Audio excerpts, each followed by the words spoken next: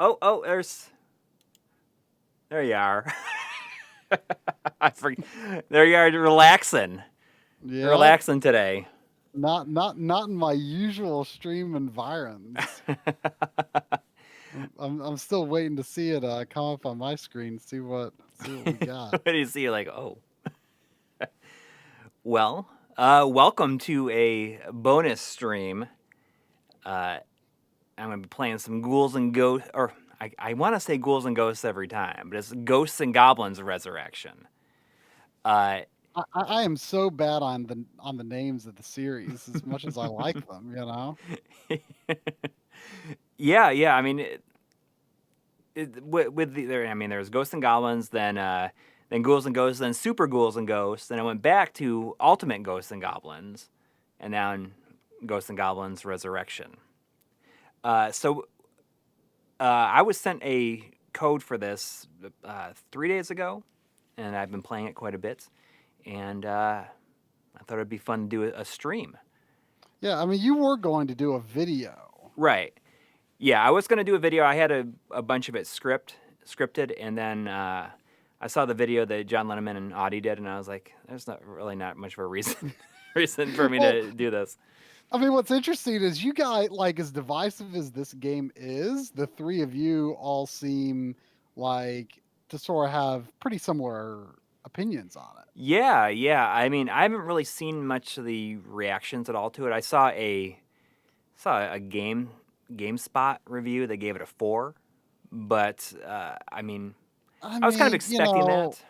mo- there's not a lot of mainstream reviewers out there who could accept like something so hardcore retro like this. Let's be honest. I mean, yeah, there's you know, Dark Souls and everything like that, but it's a totally different type of challenge from this kind of game. I mean, this is Yeah. the kind of game that you have to play to like want to really learn it and get good at it. Whereas you know it's you know memorization is often thrown around as Mhm. a inherently bad game mechanic, and I disagree strongly. I don't think there's anything wrong with that. Well, I mean, I've been thinking about it a lot. So I have finished it. I finished a single playthrough on. I started on Knight, and I had to back it down to Squire. Knight is kind of, I guess it's very close to the originals. There's like a higher difficulty called Legend, which I think is like exactly the same. Like it's one hit, you lose all your armor, and then one hit, and after that, and you're dead. Uh, on Knight, I think you can take 3 hits. You lose like your armor top, then your bottom, and then uh, your life, I guess, and then below that you can take 4 hits, and you lose pieces of armor based on how many times you've been hit. And I mean, there's been a few times where I had to like even drop it down to another like a lower difficulty to beat a couple of the bosses. I'm not ashamed of that. Uh, and I've been thinking a lot lately about I guess as I was playing this, because the Ghouls and Ghosts is like maybe my favorite game on the Genesis. I mean, Yeah. I've talked about it a lot. It certainly has the best box art of Oh any yeah, of any Genesis game. it's Uh, quite good. and I've played through it on stream several times, twice I guess, where I played through both loops on professional, and it doesn't really pose much of a problem. And I think as soon as the series switched from an arcade destination to a console focused, I think that maybe it got harder just for the sake of being harder, because I knew people could just like try and over and over and over again if they wanted to. I mean, And I think you that do got to keep in mind that like ghouls and ghosts to you is what Mario 3 is to me. I mean, it's just a game that like you can't imagine being bad at, right? I mean, you're going to get through that game with very little trouble, because it's one of the games that you've probably gotten to the end of more than any other game. So, you know, I have not played through that one, the Genesis one myself. Hmm. So, you know, I really don't know what to expect from the difficulty of it. You know, it's obviously going to be way easier for you than it is for me. So I'd be really curious how this one does fall in line with the difficulty of the others. Because I mean, you know, I had a heck of a time getting through the Super Nintendo game, Yeah. which I know you're I not mean, nearly as much of a fan no, of. I But you know, definitely not. in the Nintendo realm, though, like that was always like considered like you know a highly acclaimed classic. And I had no idea that maybe you know Genesis kids didn't like the Super Nintendo one too Right. Well, much. I mean, it added the double jump, but it got rid of the like shooting up and down, which was a major downgrade as far as I'm concerned. The double jump is neat, but a lot of times it can get you into into worse situations than Oh, that's absolutely true. because you know you're It committed to your always jump and feels you can weird. still you can turn back, but a lot of times, you know, you end up in worse situations. And Yeah, I mean, I, but it's so integral to. I mean, that was the first game of the series I ever played, and I guess the only one I've finished. I think. mhm. And you know that just defines the feel of the game. So when I tried the Genesis one, so you couldn't double jump, I was like, what? Well, I think that the second one is not based around platforming nearly as much, Hmm. and it's almost more of a run and gun in a way. And you like just you know you can't obviously shoot while running, but it's also Right. you know. So I'm interested to see what you think of this. I mean I Yeah, I mean, I have seen like I saw the trailer during the Game Awards, and I saw the little bit they had on Nintendo Direct the other week. Otherwise, I haven't seen anything. Like I did not watch John and Audie's video. I read the written version of it. mhm. But I mean, like I say, it seems like y'all are, you know, In the interest of much time, more open. I'm gonna go back. I'm gonna play Squire, just so you know. Um, it does seem though like y'all are um kind of more, I guess, open to the style Yeah, I personally really than like the most people style. are. Uh, we got a $2 donation from John Perry G. Thank you. Old JPEGers. No message, but thank you. And then there was also just now a 5 from Platypoo 115 Thank you. saying, hey, Corey and Try, I found a CRT abandoned in my parking lot at work, 27-inch Sony Trinitron with S video. Amazing find. Just a small scratch and smudges. Man, that's nice. I, you know, I've you know I've grabbed a CRT or two that just saw along the road one day. I mean I had access to a number of CRTs from my old work. This if I turn right here, you'll probably see a little CRT sitting over there. Well, not super little, maybe 24-inch. That's one I got from work. Not that. Well, not that. It was used as like the floor monitor. I mean, it's just a consumer CRT. But it was used as the floor monitor in the TV studio. And you talk about the style of this, like it's Hmm. it works because you know I think it looks really good. You know it's you know it's presented as a storybook, so I think that it works in that way. You said you didn't really like you know the joints and everything, like how they are like segmented. You know, it's almost like they were made with like Adobe Animator or something like that. Sure. I think that's the main criticism people have. But as I'm watching this, like I saw someone saying his leg speed, his leg movement doesn't match up with his movement speed. But I actually kind of really like that because it just looks like Yeah. he's like really trying really hard, you know. Yeah. To be moving. I mean, I can understand that criticism though because like I feel a similar way about like Kirby's Return to Dreamland, or not Return to Kirby, Kirby's Dream Land 3 and Kirby 64, where when you are running in that game, he just looks like he's struggling so hard to move, and he moves relatively slow in those. But like his movement speed feels kind of like his, not his speed, but his animation feels kind of snap, you know? Yeah, I mean, I think it's the style of it sometimes makes it feel like the game is not as responsive as it is. Mm-hmm. I think, but you know, I feel that the game, the control seems very tight to me. But I mean, like I really like it. You know, I think that, or just like the look of it.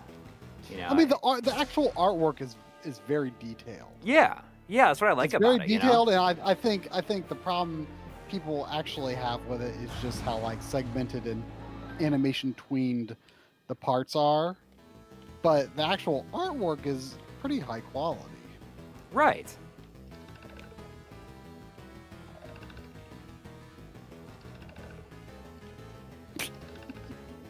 There was $1.99 from Dingus Glurt saying, I love how Tri says Final Fantasy, Fall Fantasy, or Fall Fancy. I mean, I could see that maybe coming slurred out of my mouth that way when I'm not enunciating very clearly. Fall Fancy, Fall Fancy. You know, I guess there was just that. I saw someone in the before the stream went up. Someone was saying something to the effect of they were disappointed that the Yuffie DLC wasn't coming to the PS4. Is that true? Yeah, as far as I know, yeah. Oh, okay. I thought it was coming to Which both. seems like a really weird thing. So what I'm confused about is interesting. I wonder if that's something. Like, look at that. Oh. If you were to, I mean, obviously you get a free upgrade to the PS5 version if you have the PS4 version. But if you buy the PS5 version, which is $70, is it really? It's $70. Oh. Like I got an email from Square Enix saying pre-order now, and I just clicked on it to see how much it was. It was $70.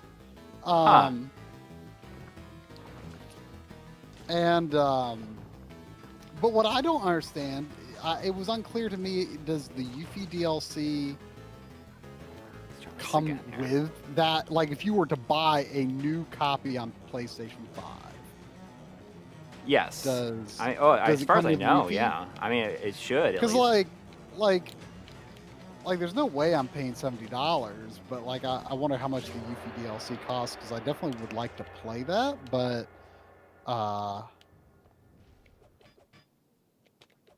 like, I mean, I would kind of like to get like a physical PS5 version, like when they're like dirt cheap someday, because you know they will be. Mm-hmm. But like, there's no reason to get that right away. But I want to play the Yuffie stuff, so like, how much is that going to cost? Look at it's like it. You know, there's a lot of like little mean things in this game. Oh. You know, it's like, I mean, you'll see. You know, you think that platform is coming. I jump towards it, and then it's like, oh, actually, you know, there's a lot of like little things like that. Well, does it actually go all the way, or does it only go halfway? No, it goes all the way. Oh, okay. You were telling me just before the stream, and like I said, I haven't watched John and Audie's video yet, but I guess you guys were talking that, I guess the guy that left Capcom, it happened again. I was like, the guy left Capcom to make the studio that did Tomba. Yeah. I mean, the creator of these of the Ghosts and Goblins series, you know, like made Tomba, rather. I don't know why I'm saying Tomba. I've never said Tomba in my life until today. Old Tomba. I could see it being fine either way. But yeah, that's cool. And you know, I did read the DF article. I didn't watch the video, but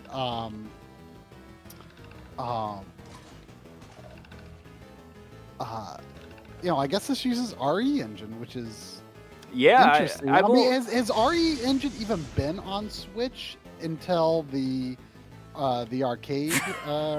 Does the only go halfway? I'm pretty sure it goes all the way. Unless I'm messing it up there. I feel like, how did I miss that? How have I missed that jump 6 times now?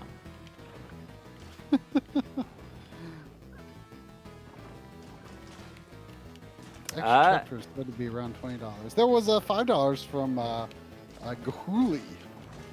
Thank you. Saying the animation style reminds me of my Python animated segments. You know, I could really see that, and that actually I think kind of puts the style into context in a lot of ways. Yeah. I mean, I could very much.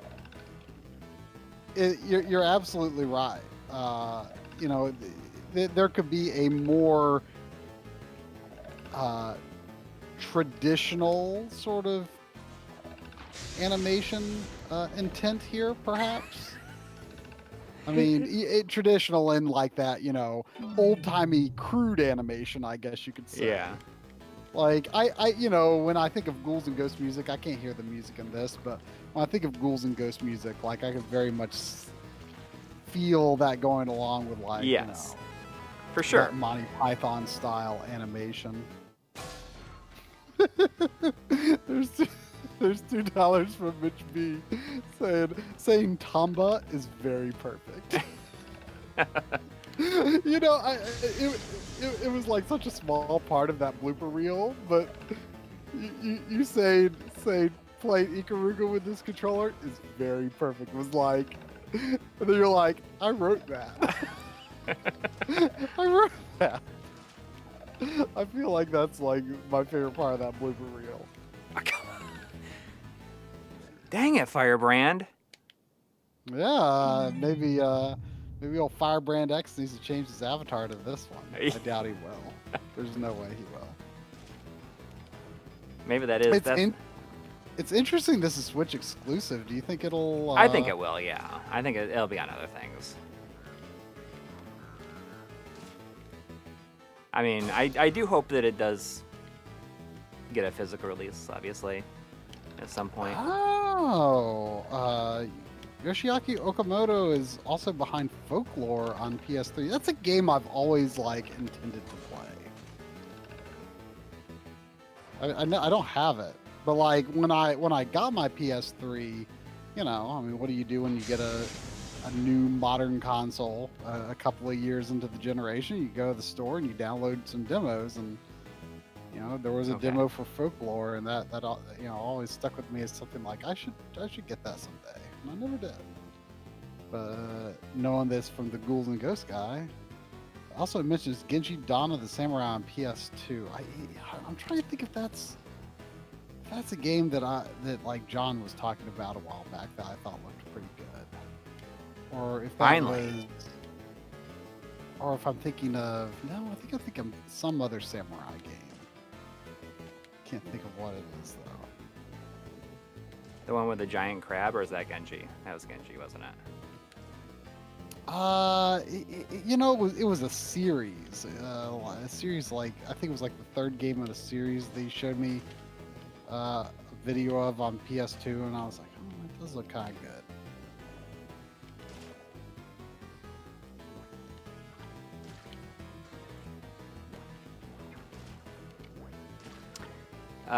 There's some weapons in this. I was surprised that there's some weapons in this from Super Ghouls and Ghosts. Namely the angled the arrows. You know, it shoots 2 of them, and that was kind of key for me to be able to beat the game. I like that the game does gives you a chest to get new weapons like right before bosses. Oh, that's nice. Yeah, so if you're stuck with a weapon you don't want. Oh, that branch growing is kind of interesting looking. Hard to tell on the stream if it was good, but it was interesting. There was $2 from John Perry G saying PS3 CECHE01 or CECHA01 for HGTV. I assume that's meant HDTV. Yeah, I see. He corrected himself down there. I have to be honest. I'm really weak on model numbers for a lot of things, and PS3s are one of those. I don't know the difference between those. I mean, I don't think there is a tangible output, visual output difference for anything that you would be able to see on an HD TV or even a 4K TV from any PS3 console. I mean, they all support 1080p. They all output 720p for games that are only 720p. I mean, PlayStation 3s actually automatically, unlike, say, Xbox 360, if you have an Xbox 360 set to 1080p and the game renders natively at 720p, it still outputs 1080p. PS3 is different, where it actually switches the system to 720p output if it's a 720p game, unless it's a situation like Final Fantasy 13, where the game graphics are rendered at 720p, but it outputs 1080p, mostly so they can have higher quality, like menus and FMVs. I mean, because the FMVs in that game are still just gorgeous looking on the PS3 version. Now, there is like kind of a noise issue with PlayStation 3 that sometimes like screws with like compression. I know that like Digital Foundry had issues like doing frame rate testing on PlayStation 3 because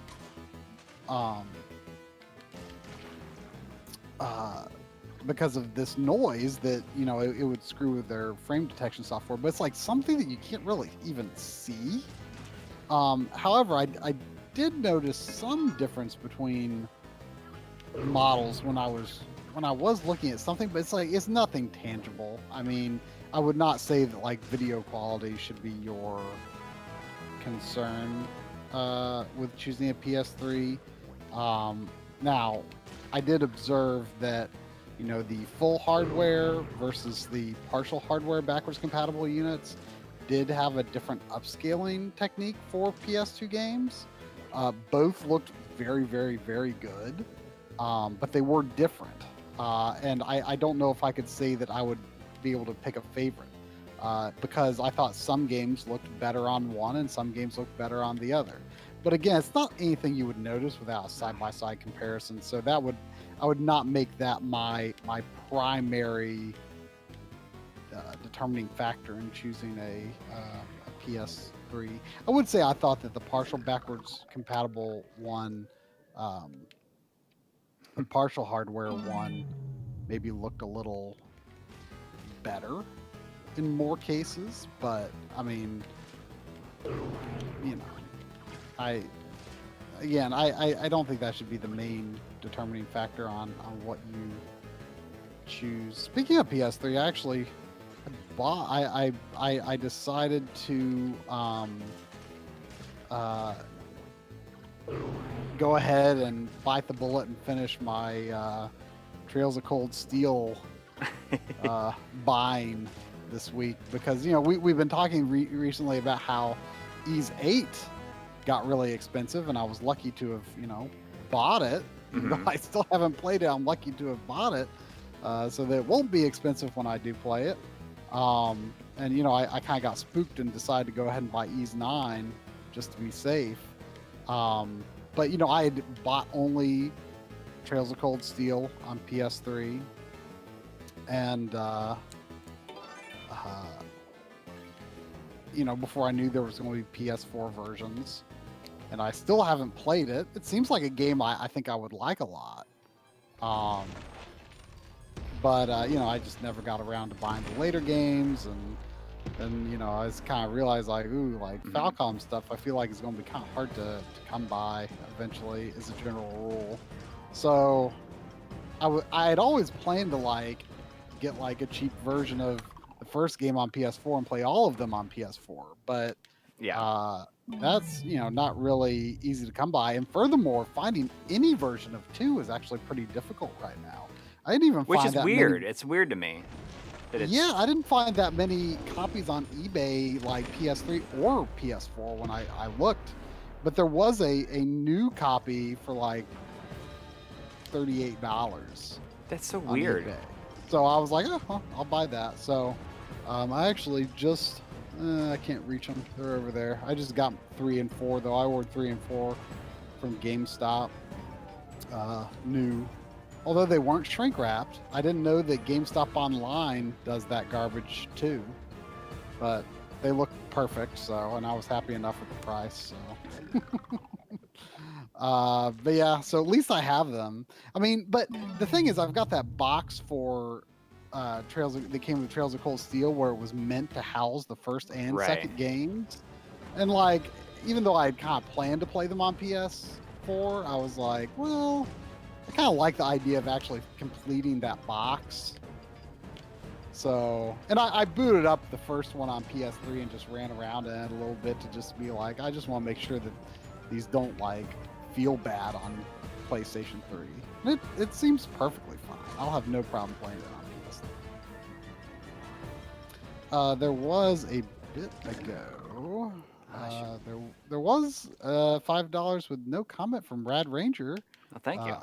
Again, which has been happening. No comment, but appreciate it. And one just before that, let me make sure I'm not missing any others.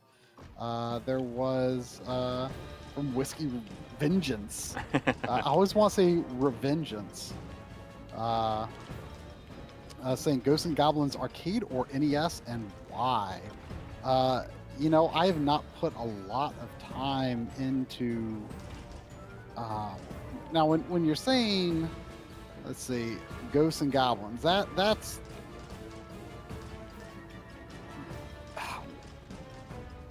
I always have a hard time. Are we talking about the game that the NES version is ported from? Like, because that's a different game than the one that the Genesis is based on, right? The NES one's based on a different game, right? No. On the arcade game? No, Yeah. no. The Genesis version, or not the NES version is the arcade game. Yeah, it's really bad. It runs at 30 frames per second. No, no, I think it's like 15 or 20. The NES version. Yeah. Well, either way, it's really really choppy. It's not a good game. And it's such a shame that like this is one of the games that not only is chosen to represent the Ghouls and Ghosts series, yes, but also the NES in general. I mean, this is a game that, appears on NES Classic. It appears on the Switch online. It's just such a shame. I mean, I've been thinking a lot lately how like I feel like a lot of people like probably have a poor impression of the NES because Nintendo keeps shoving these like iconic but not that good NES games in their face, and there's like such better games on NES than a lot of the ones that keep coming around.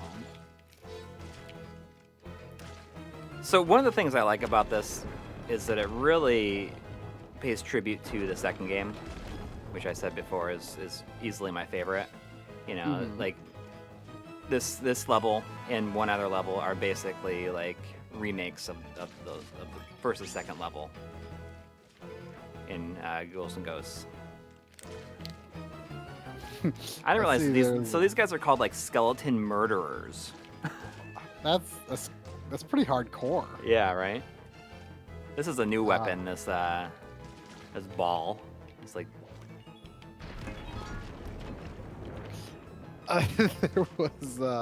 there was $2 from Hey You. Hey. Look at these cutie patooties live on a Thursday. Somebody asked earlier if I think that this game is worth the $30 that it's being charged for it. I think if you're looking to play, like if you're expecting to like play through it one time and then not play through it again, I don't think it's worth it. I mean, this is the game that, as all of them are, really, they're like, it's all about just getting, like, playing them over and over again and getting better and better at it. And you have infinite continues lives. Yeah, we have unlimited lives in this. Oh, okay. So, like, a checkpoint is totally forever. Yeah. Well, the Genesis game is the same way. Right. Well, I mean, there's unlimited continues in the Genesis, but yes, it's the same. It's the same deal. I mean, there's just no. But I mean, I think it's worth the $30 if you're intending to get your money's worth out of it. I mean, you know, I mean, $30 for a physical of this would be a great deal. I feel. If that Well, I comes mean, about, but I'd really like to hope that would come about. I would have zero problem paying $30 for a physical copy of a game like this. Right. Digital gives me a little more pause for sure. But right. I mean, exactly, because there's just, you don't really run into that, I guess, for like digital only games that often, where they're $30. Or maybe I'm out of touch with it, because it's very rare that I will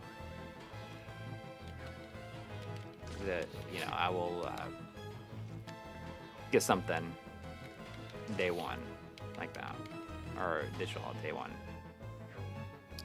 oh yeah, Sterler Steel. I mean, I think that aside from like the Super Nintendo game, isn't Infinite Lives like kind of a series tradition?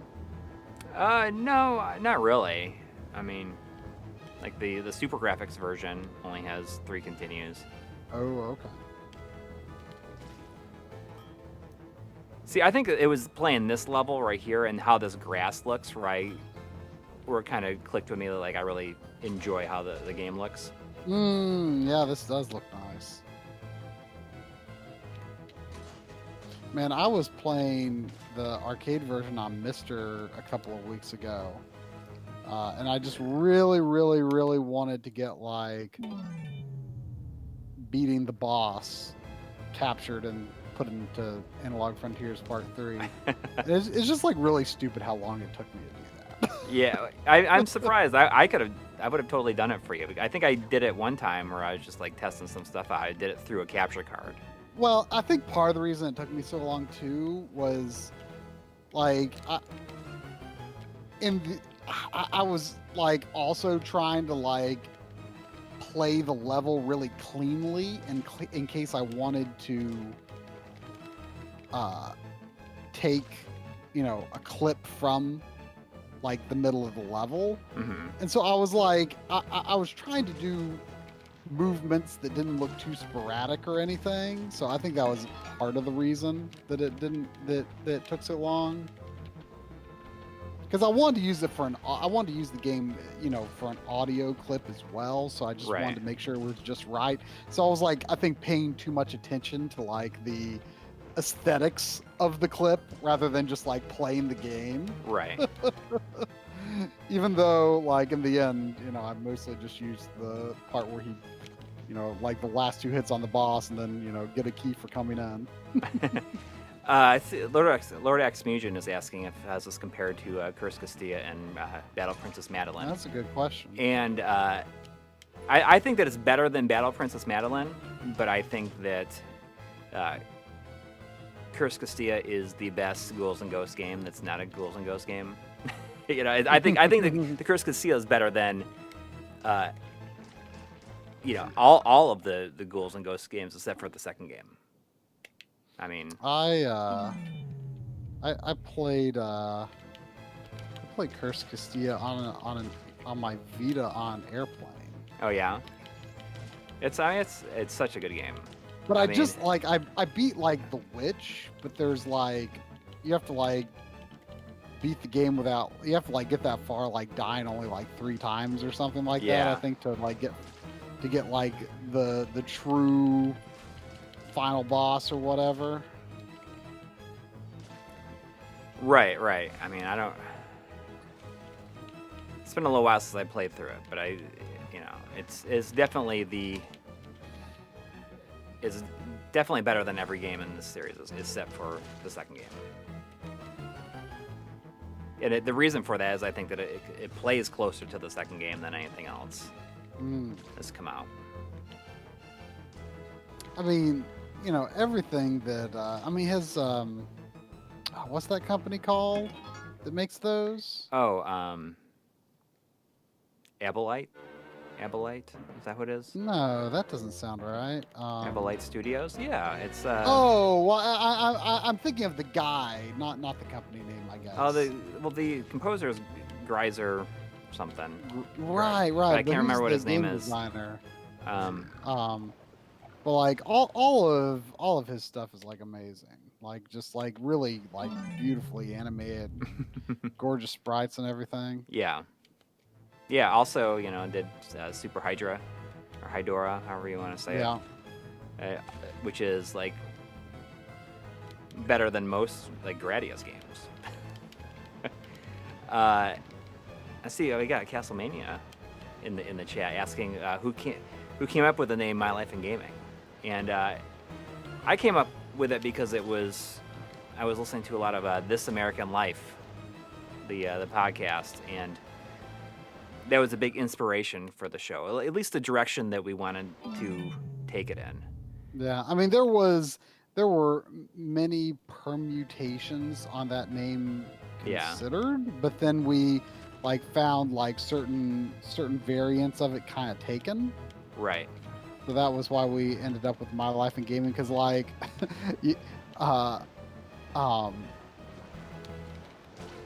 our like email address is like what, like My Life in Video Games. Right. My Life in not even gaming, it's games. My Life in Video Games. Right. Is the email address, and then I want to say our the folder that we share that we write our scripts in is like That's My Life in Games, yeah, it's another variant because it changed over time. There were a few variants considered. But I mean, we recently had a comment saying that we should like talk about that one comment that we had. The saying that we're like insisting on doing this documentary style of things. Yeah, this quest to interview the world. Yes. And really, it comes down to that's like what we wanted to do with the channel from the very beginning. I mean, not like the only thing, but to have that is like a something that we had the option to do, Yeah. But I mean, that was the goal when we first started the channel. Right. I mean, it was, it was envisioned as, this is the episode of My Life in Gaming featuring this person, Right. That was always part of the intent behind the name. But, in terms of stuff like Analog Frontiers, though, like, we are definitely not doing anything quite of that scale again. That's kind of a grand one-off project, this multi-part series with like an insane number of people in it from, all across the country and even a few from outside the country. I mean, it's we have definitely bitten off more than we could chew with Analog Frontiers. So, I'm much more excited in the future about doing more one-off type documentaries. But it'll probably be a while before we have a few more prepped, I would say. Yeah.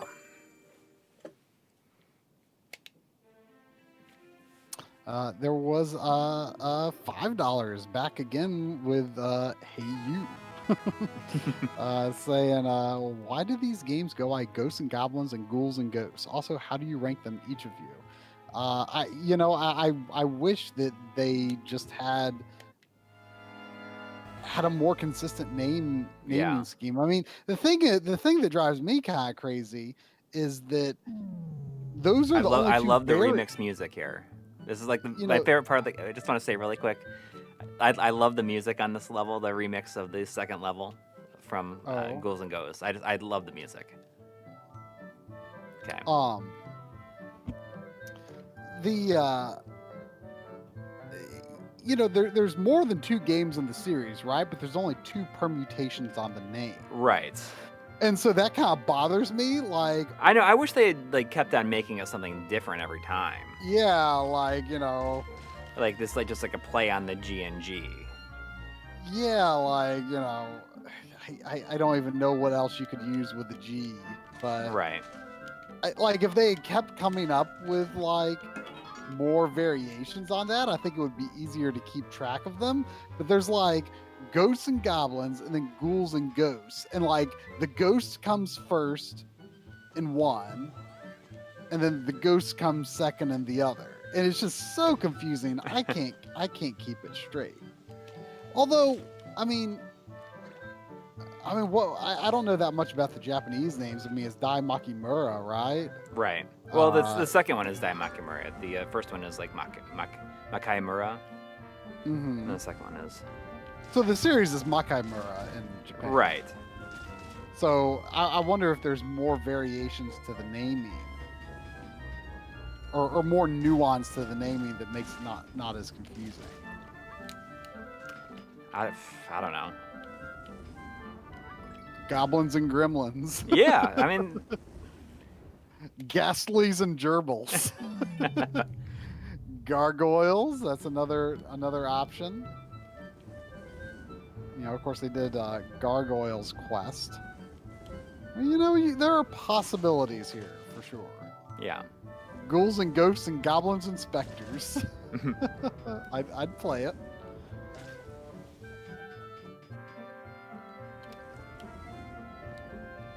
Goblin 2, Revenge of the Ghouls. See, I mean, these would be easier names to remember if nothing else. So I don't know, but how we rank them? I mean, I know that, like, Genesis version of Ghosts and Goblins is far and away your favorite. Yes, I mean it's not honestly in the scope of the series, I would probably rank this as my second favorite. Mm-hmm. I mean, there's not that many more that you actually really love per se. Right, exactly. I mean, like I said, the Ghouls and Ghosts, I played it like probably more times than almost any other game. Like, I mean, in my life.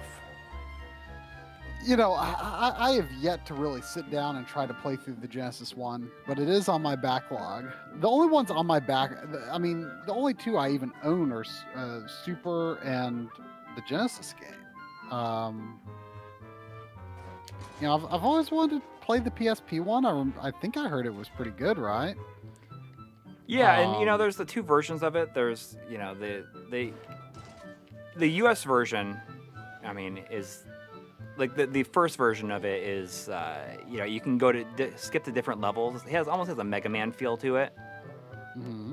And then a second version came out that streamlines it and makes it more of a level, like normal level progression. Which is better? I mean, I haven't really played the second one, or the second version, because it was Japan exclusive. Oh, okay. I mean, so for me, by default, it'd have to be the Super Nintendo one, because that's like the only game in the series that I've like played more than like a level and a half of. But you have kind of a good story, like with the. Well, yeah, you even have a good story that revolves around me beating. Well, yeah. I mean, it's just like because I remember that, I guess. Well, yeah. So I mean, that was, back in the early days of the backloggery, you know, I didn't own as many games as I do today, and that was the last game I owned. What is it? Super Ghosts and Goblins. Super Ghosts and Is that Ghosts. Super Ghosts and Ghosts? I can't Well- do it. I can't do it. I feel like I used to be able to do it, and now I can't. That was the last game I needed to beat, and I streamed beating my backlog. I had 0 unfinished games, 0.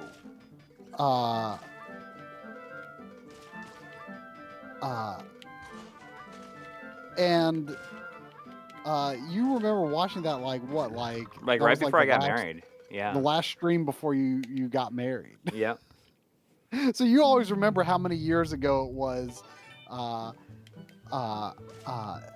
many years ago it was that I beat my backlog, and now that is very much no longer the case. Would you believe that on my backloggery, I as of a couple of weeks ago,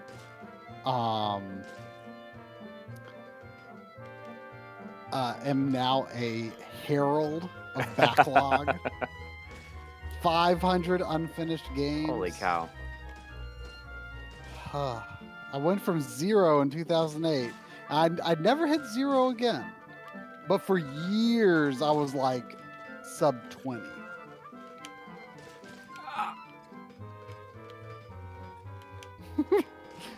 I see Jonathan G says, I just cut my own hair. It looks horrible, but feels great. I can respect that. You know, I mean that's the reason that I've had to like trim back my hair over, you know, a little bit here and there over the course of the year. Is just like I hate how it feels when it's like too long, and it's just like No. it feels like the longer it is, the greasier it is. Ugh. I'm kind of due for trimming it back a bit. You know, I just submitted what I think will be the final draft of that article for that Wireframe magazine that we. I don't think mentioned have you on Sunday. did you didn't mention it, I don't think, on the stream last. I think I did. But if not, and for those that didn't hear, we're going to have an article in Oh shoot. in Wireframe magazine, which is a gaming magazine that is actually owned by the Raspberry Pi Foundation. And it's actually a really nice magazine. It's not like about like, you know, why don't you just get Raspberry Pi? It's not about that. I mean, it's about gaming in general, and like I think it has like a lot of like developer interviews and stuff like that. I think a lot of it might be sort of more targeting like people who, you know, want to make their own games and stuff like that. Mm-hmm. But you know, it's also more general interest, and you know, we were asked to write a I didn't even see that. article about getting the best picture out of original consoles. Now, I think I was joking before, like, you know, what if this was like the longest, most arduous setup ever for someone just saying, "Why don't you just get Raspberry Pi?" Yeah, but I mean, you kind of had an enlightening experience, like doing this.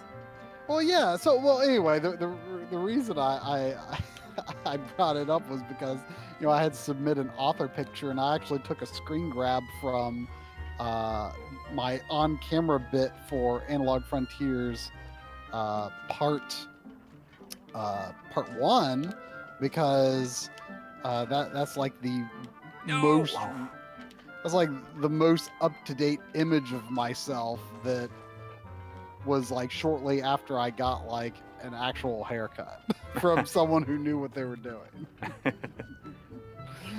But anyway, yeah, I mean, it's been a cool experience writing, you know, about a subject I've written about, you know, a bazillion times. But you were talking about how, like, You'd never Well, really but- had to like edit yourself in the way that you did for this to meet a certain Right, word count. well, exactly. That's what I'm getting at. Is I've written it many times, but I've never written it for print before. So, the word counts for print are have a lot less flexibility. Turn into a And, turtle. Look at it's no. Stay away. Oh. Vanessa Arias says, or just write the article about why you should get a Mister. But anyway, it's interesting because I'm always trying to write, as concise-ish as I can for MLiG scripts. But when you are really like forced to have to truly pare it down, you find ways to cut and consolidate and streamline that you might have never found. Right. If you didn't have to. And it kind of made me think, because once I finished my draft, I actually had to cut it down by about 50%. Yeah, so I was saying, like, how far did you go over? And it's like, well, you wrote twice as much as you could. Yeah, it was supposed to be. You're allowed to. It was supposed to be 2,600 to 3,000 words. Okay, so really quick, I just want to say, like, this boss is like, I had such a difficult time with this boss. I'm hoping that it goes better this time. But like, literally, this was like a stopping point my first night. Like, I was like, I cannot beat this boss. And I had to stop and go to bed. And I just, I had the game on sleep, and I came back the next morning, and I still could not do it. So eventually, I had to knock down the difficulty level. But anyway, yeah. So it was supposed to be 2,600 to 3,000. It was like, I think it was over 2,600 to 3,000. I think it was over 6,000. So I was like a little more than twice as much as it was supposed to be. And then I also wrote these, what they term box outs, where the like little boxes with information. They're kind of outside the main body, and those need to be like 150 words. They were like 600 words or something. I mean, it was way over. And it was kind of an enlightening experience, figuring out how to pare it down. And it kind of made me think, like, I want to say, like, the first script that I write after finishing Analog Frontiers, I kind of want to challenge myself to, after I finish the first draft, don't cut down by 50, because I mean, there's, you do have to take some of the, fun little. Oh, maybe not. Okay, now he turns into fun the little lines in it that you might have put in, just to have a little humor or splash of personality to it. And I don't want to, be forced to get rid of that in a video if I want to be there. But maybe cut it down by like 30%. Find out what the word count is at the end of the first draft. Cut it back by 30%. And I feel like that could possibly be a pretty good process for script writing going forward, because, it's something that surprised me was it took me as many days and work hours to write the entire article as it took me to then later just figure out how to shorten it. Like, I mean, paring back the whole thing, took a lot of work. But it made me think, like, but how much more work is editing video to those lines that I'm cutting and streamlining, Yeah. So it kind of made me think, like, I want to try it. Next time I do a post-Analog Frontiers script, like, because normally when I finish a script, like, I do go back and take a few things out, add a few things, rephrase a few things, tighten things up. But the overall page count, I normally am looking at page count for, Google Doc page count. When I'm trying to get a sense of how big it is rather than word count. Mm-hmm. But the page count doesn't radically change after those changes, and if anything, it's often longer. So it kind of just made me think like if I just like really hold myself to reducing how big that is, I feel like I'll see ways to cut and just make it a lot snappier and better in general.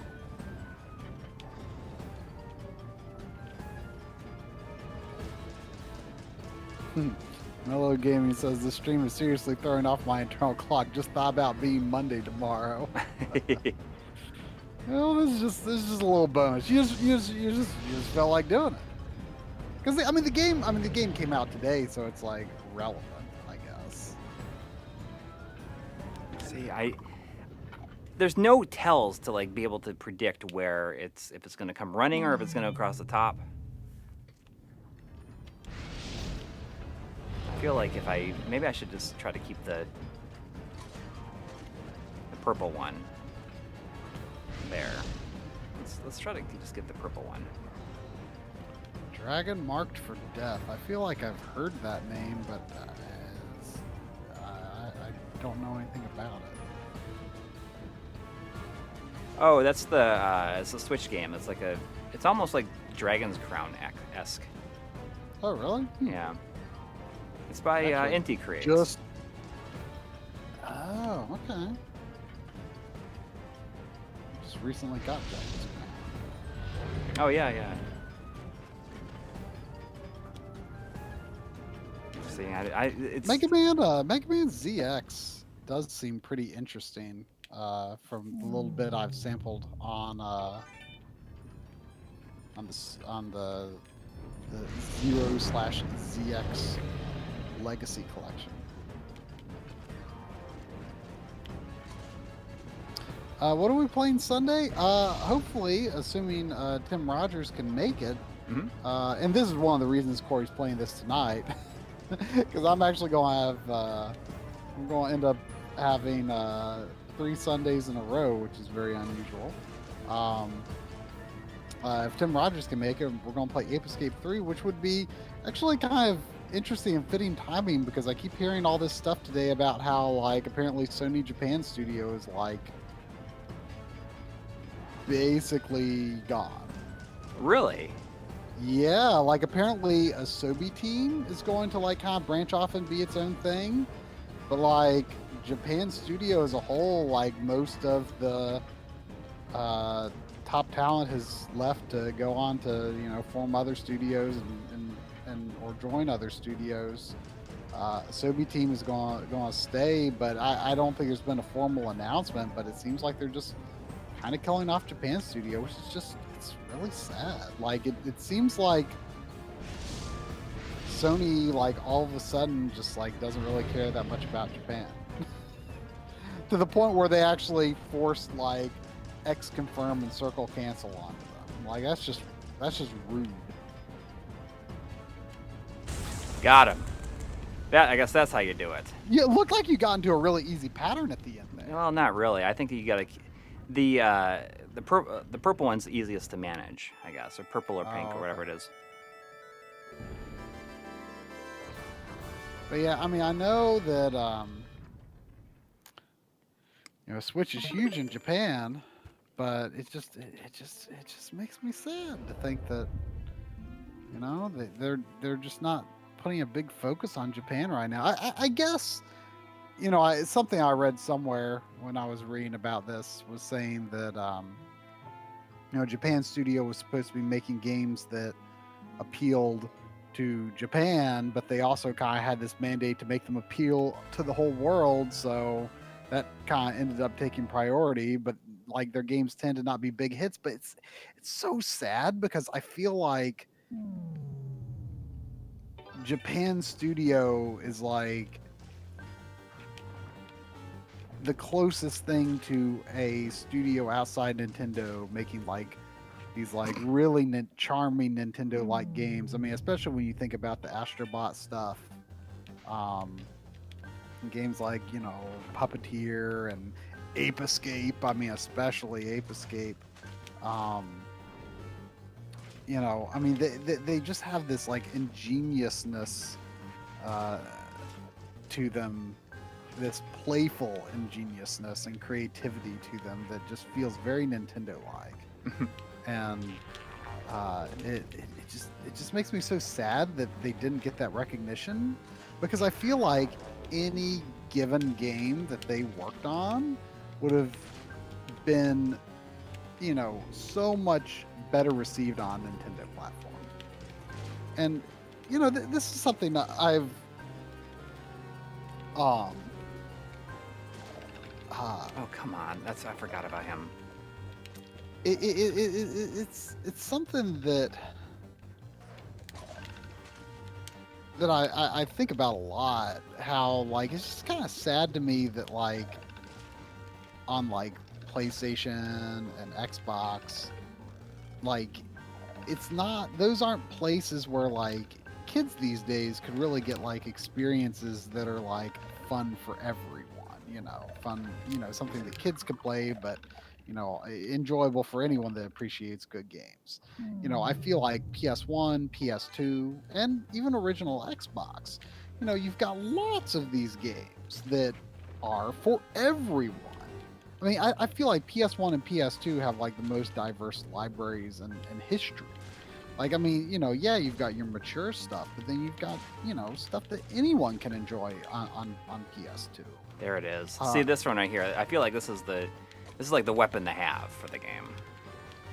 And it always just amazes me that like Ratchet and Clank is still around, because otherwise it seems like, you know, none of like this like long running AAA stuff that is, you know, for everyone is still around.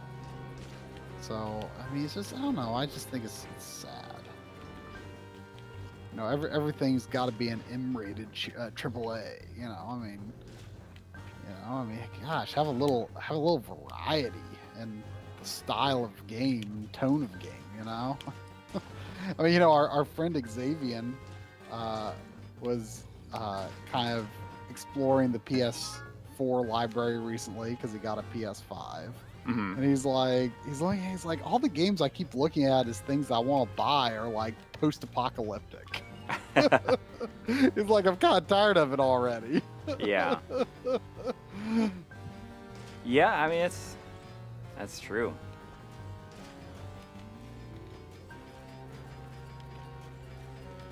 Yeah, this level right here is definitely paying a little tribute to Ghouls and Ghosts level 3. I've not used the magic at all. I gotta be honest, like I found the magic to be almost pretty worthless. Oh yeah. Yeah. I see Paul a big up there. Paul Bergkamp asked, trying on a scale of 1 to Sandy, how comfy are you right now? Not quite a Sandy, I would say. No. Like in the lava, in the hot lava. Like my legs are a little uncomfortable right now, but I'm also like not uncomfortable enough to want to like sit up. Sandy looks relatively comfortable over there.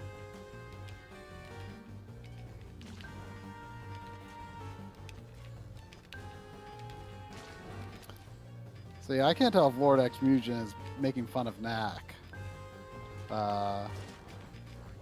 But, you know, Knack is, I think, a good game. I still haven't finished Knack 2. I need to get back to it. But Yeah. I mean, we co-opted a bunch of it. Too bad it doesn't have online co-op, though. I know.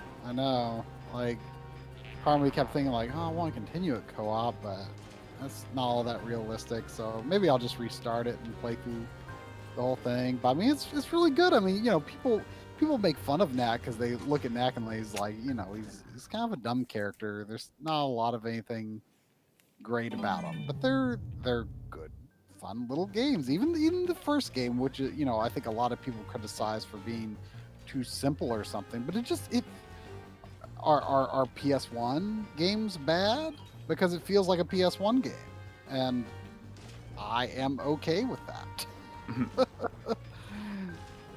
You know, Knack 2 certainly has a lot more going on, but I think Knack 1 is, you know, it feels like a relic from another time, and the fact that they like had the guts to make such a dumb, simple game, As a launch like game. one of their is a launch game for this, like showing off this new hardware. Like, I just loved that. I loved that they were willing to do that, or at least willing to give Marc Cerny that conceit. You know. Yeah. I don't know what the beads do. I see that the Hattori Hanzo II is saying that the magic is essential on harder difficulty levels. So that's cool. That's good to know. That's good to know.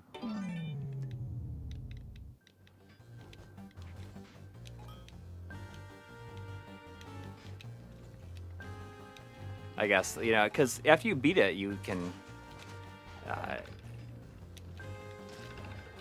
It gives you like remixed levels. Necessary is asking, so if Microsoft made a new Viva Pinata, more Super Lucky's Tale, new rare games, is that enough to eat for everyone, or is more needed? I mean, I kind of feel like more would be needed to really match what they were doing in like the PS1 and PS2 eras. Like, I mean, you know, you on those systems, you've got, you know, your, you know, such a wide range of tones. I mean, you know, you're talking 3 games. Like, is that and Minecraft like enough of a reason for, you know, like a 10 or 12-year-old to have the system, or younger? I guess. I mean, right now it just seems to me like there's just not a lot going on for that age group outside of like mobile and Switch. Oh, I was going for it, and I got too carried away. And I jumped right into the flame. There's $2 from Ben Brody, Mm-hmm. but I have to sing the DK, Donkey Kong. DK, Donkey Kong is here. He's the leader of the bunch. Come on. You know him well. He's finally back to kick some tail. It's finally coconut gun. back. Yeah, his coconut gun can fire in spurts. Mhm. If he shoots you, it's gonna hurt. He's bigger, faster, and stronger too. He's the first member of the DK crew. That's all I know. I was recently had to watch that. Had to watch that? I didn't have to. I had to like record it for something, and it's just like I was just struck at just like how bad it is. I mean, it was very widely hated at the time, but like I think Grant Kirkhope has like said that it was like supposed to be stupid. Like like I don't think it's supposed to be, you know. Yeah, well, that's people good. Like, At least they understand. Oh, that's right. Okay, so that makes him appear. Okay, I can avoid making him appear by. I forgot to beat my stomach like a bongo drum. There was $2 from Jonathan G. Thank you, saying Katamari would be a good second game for Sunday with him. Well, you know, I streamed the Switch version when that came out, and man, that was just like such a fun stream. Like I remember just like being tired and wanting nothing more than to just relax with Katamari. I mean, man, there's hardly a better game out there than Katamari Damacy when you're tired, you know. Such a good game. So I don't think we would do that, but I'm glad to hear Tim is a fan of it. I shouldn't be surprised because Yeah. it is a work of genius, and Tim has fine taste in games. You linked me to, you were telling me that you never quite watched the very end of his Pac-Man video. Mm-hmm. And you got to the end of it the other night, and you linked me a timestamp. And he was telling this story about how Naoki Hori recognized him from a video, like some obscure video he did Yeah. at like Tokyo Game Show, and he said it was the most flattered he'd ever been in his life. And like, Well, because he told Hori told the creator of Pac-Man to play, or the creator of Pac-Man told him to play Ziggurat. Oh, okay. And he recognized him from the video. Yeah. Like the way he told that story about how he like spotted him and pointed at him. Like, I could totally imagine Hori doing that. Finally. Like, you know, at the time that we were doing the interview, you know, obviously there was the whole language barrier and everything. And I was like so focused on, you know, making sure, you know, the shots looked good and the, you know, we were getting our questions asked and everything. You know, I was so focused on the logistics of everything that I didn't really have a sense of how the interview went. And, you know, once we started going through it, like, there's just these moments where he like just really lights up, you know? And Yeah. you can just like see and feel like the joy he feels for these games, you know? Right. Like, he's such a cool guy. And you know, I'll never forget, like, we were going to like call a cab to take us back to the hotel because we didn't want to haul our gear on the trains more than we had to. And like, he offered to drive us back to our hotel. Like, Yeah. that's like just one of the coolest things in the world to me. That, you know, the president of M2 was so humble to drive us back to our hotel. Like, I mean, what a cool guy. I mean, just Yeah. truly the best.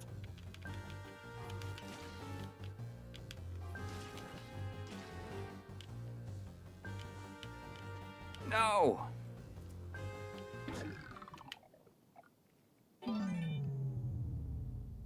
Is this based on anything in any of the other games? I don't think it is. It's sort of based on a portion of the third level in Ghouls and Ghosts. Okay. With I mean, there's something that's similar with like the tongues of the statue.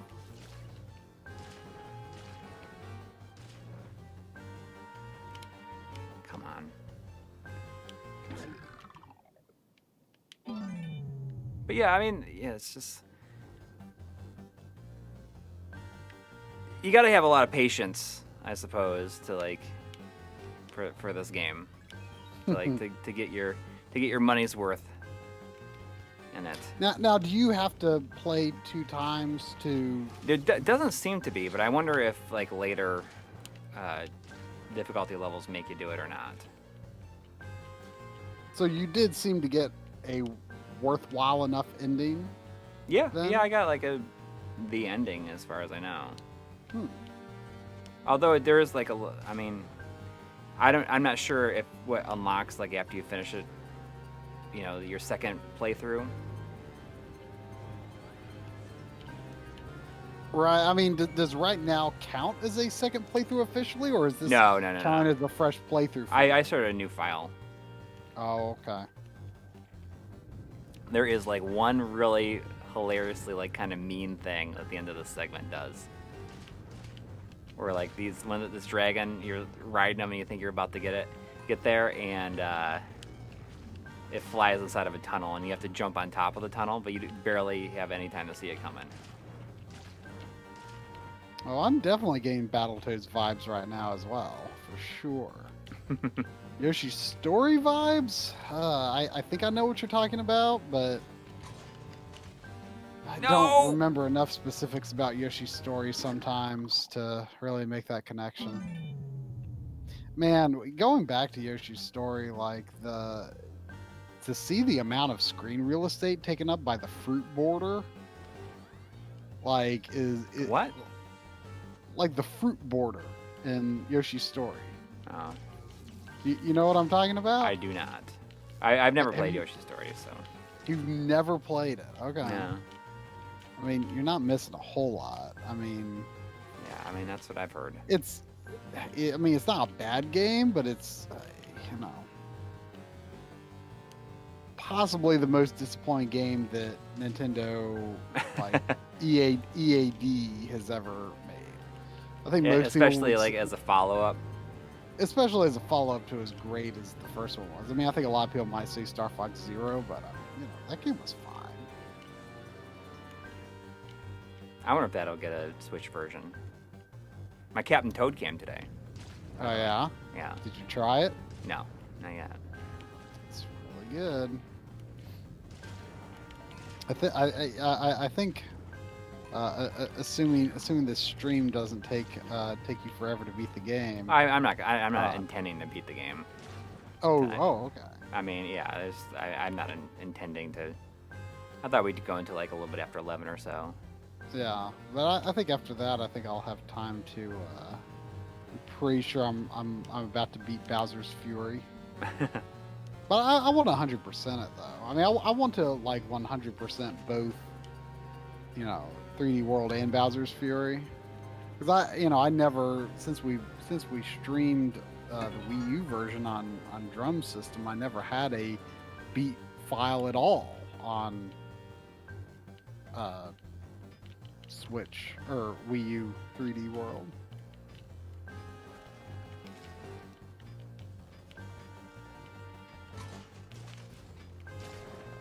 Man, Captain Toad's so good though.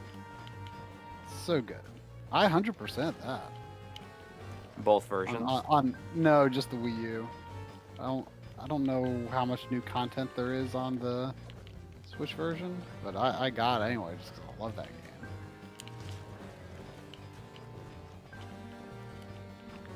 Things like They make me think of the rock guy from Neverending Story for some reason. they look like clams except they're rocks. Yeah.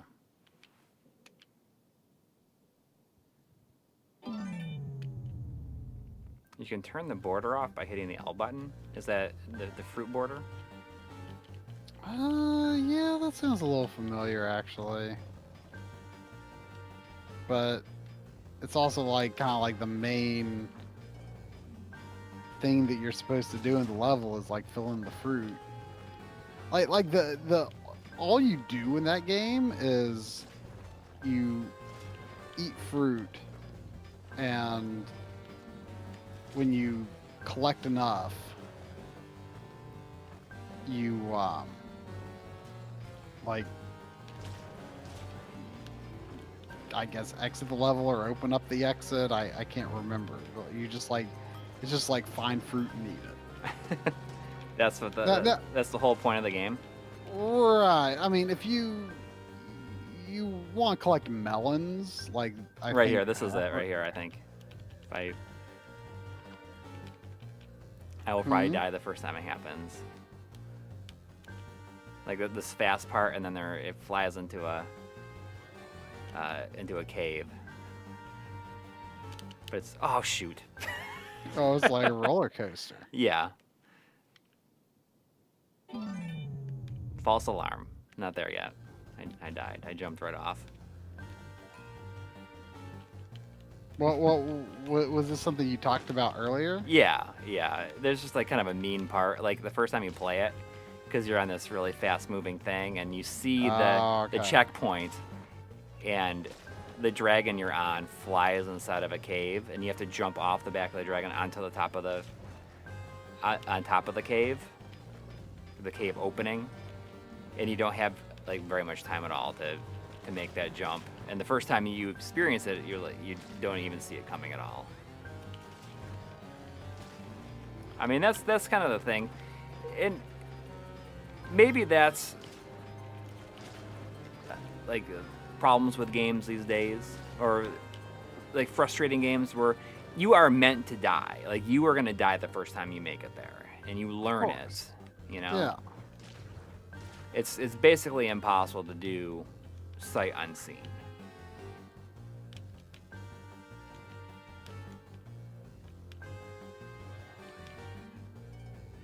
Ocarina 032 in the chat saying, now that Super Mario 3D World is on the Switch, the Captain Toad rewrite to connect it to Mario Odyssey was totally unnecessary. I Almost didn't make it.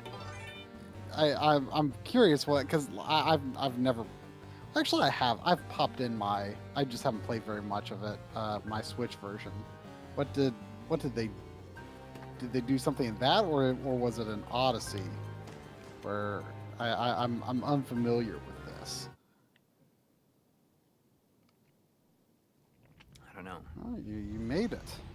I did. Is this the B thing? No, I don't think that's the B on this level. It's this guy. The demon.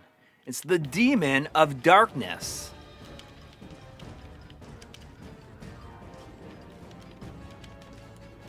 How far into the game are you? I think the next level might be the last level, or there might be two. Oh, really? No, there might be two more levels now that I think about it. It's like the approach to the Citadel and then the Citadel. Oh, for some reason I thought it was like. But I mean, there's a level that I didn't even play, like I guess level 2-1. I didn't play that.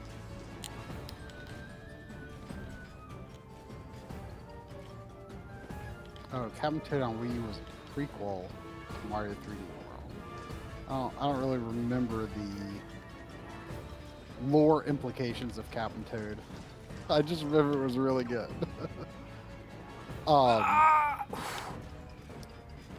There was $5 from EB Chill 2. Thank you. Saying, I've been watching your videos on Amazon Prime. Are they going to add more recent videos? You know, I think a misconception I think about Amazon Prime is that, like, you know, it's some sort of grand privilege to be there, and that you like are like, you know, talking to some sort of contact there or anything. It's all like, the things like get killed by that little flame. It's really basically just YouTube with a few more barriers of entry, right? Yeah, mean, well, I it's heard that like, they're getting a little bit more strict on certain aspects. like, yeah, I mean, I know they don't allow like just like pure like Right. gameplay. So everything type is video, basically but- everything that's up there is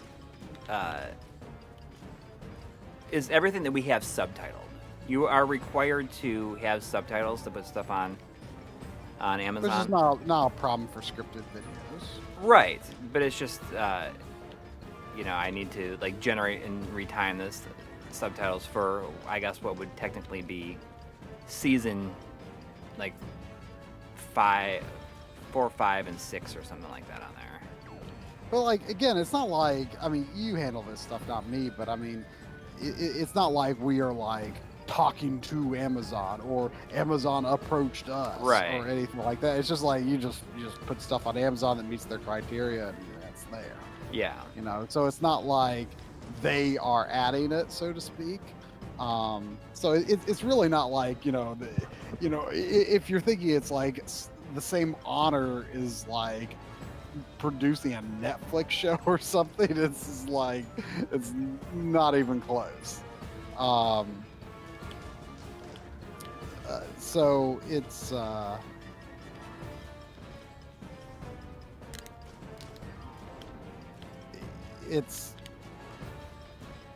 I mean, it's really just on us to add more stuff. I mean, obviously, you know, Analog Frontiers Part 3 we'll put on there, I think, pretty quickly. And that's done. Oh, I thought I was accidentally going to jump into that flame. Gotcha. I get the key. There it is. Nice catch. It doesn't say take a key for coming in, though. That's... I don't know if I can It's a accept this. major bummer. Yeah. I don't even know if I want the game anymore.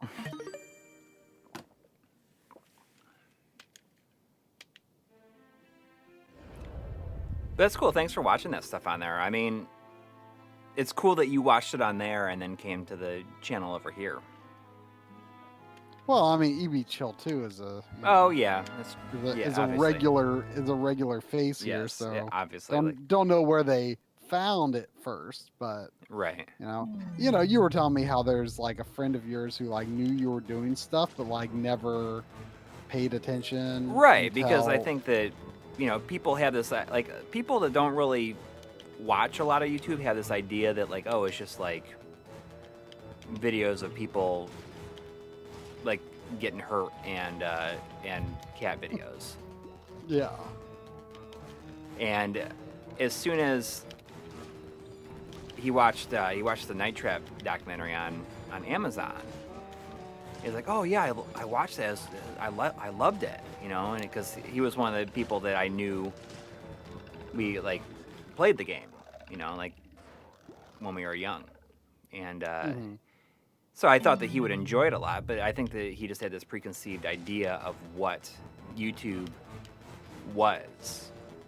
You know, It's like impossible to edit a video and make it nice before putting it on yeah. YouTube, of course. And you know, he probably has this other idea of like, you know, his kids watch YouTube and it's just like, Oh yeah. it's probably just me, but I feel like kid YouTube is just like people talking really, really loudly all the time.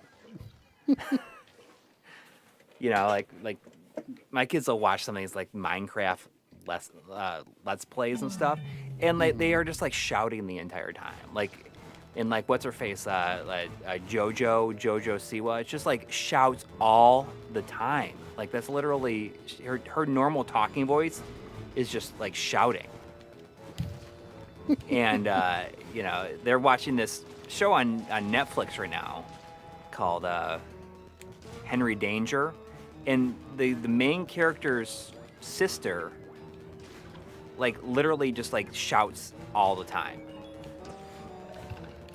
I guess I feel somewhat privileged to not have to be exposed to this stuff.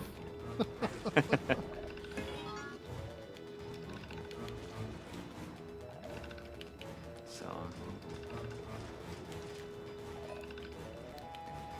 there's definitely something about like the teeth in here, you know, that is, I feel is very creepy. Yeah, that is a large number of teeth. Yeah. I need to go to the bathroom. Okay.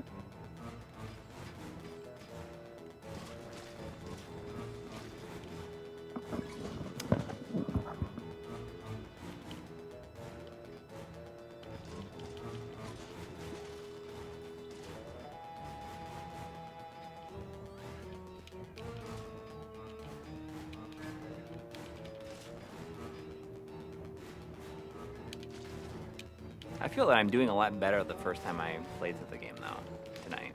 Obviously, because it's my second time playing through it, but...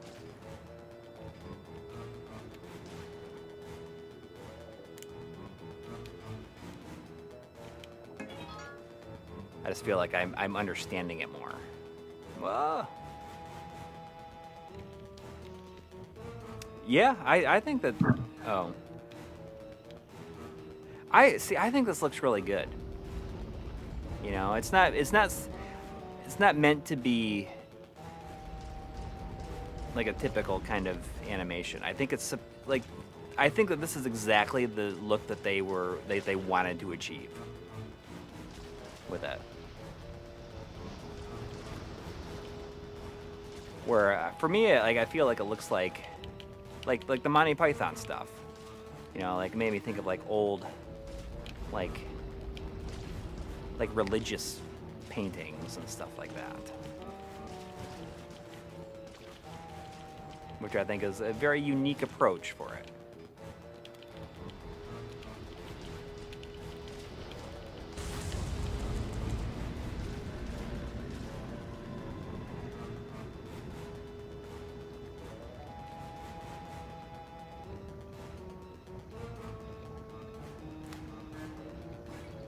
I mean, maybe they're not exactly... Maybe they're not teeth. They're just more like spikes, but they look like teeth because they have gums to them. I don't know what the rosaries do. The rosary beads do.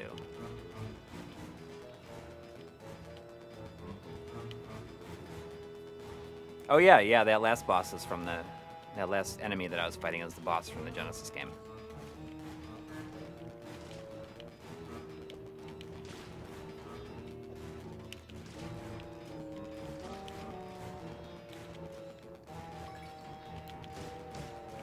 Oof.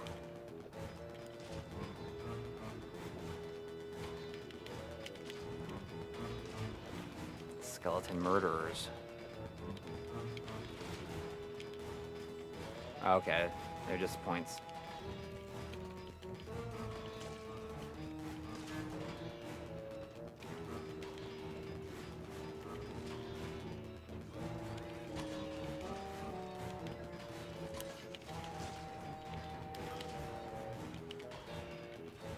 I do feel like this weapon is the one to go with, though.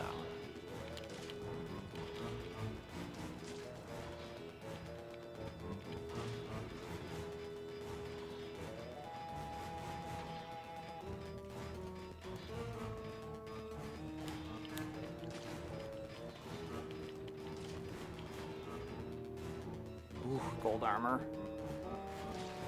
No. All right. See if we can keep this.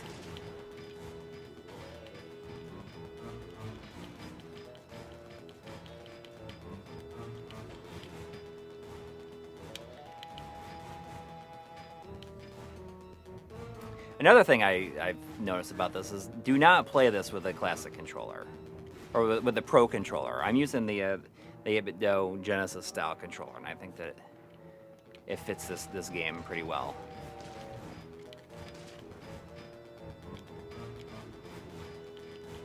The D-pad on the Pro controller is just like not good for. Oh, whew. Okay.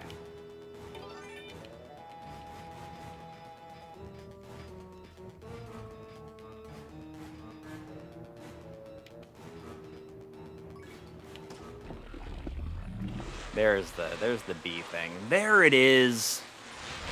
There's the beetle thing, or the fly thing, rather. I think the first time I saw this, or I kept on saying after I fought this thing, even though it's not like really a beetle, I was like, there it is. There's the dented beetle.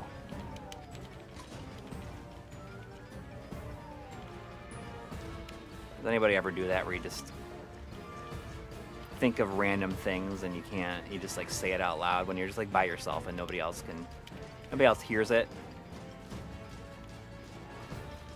But you can't stop saying it.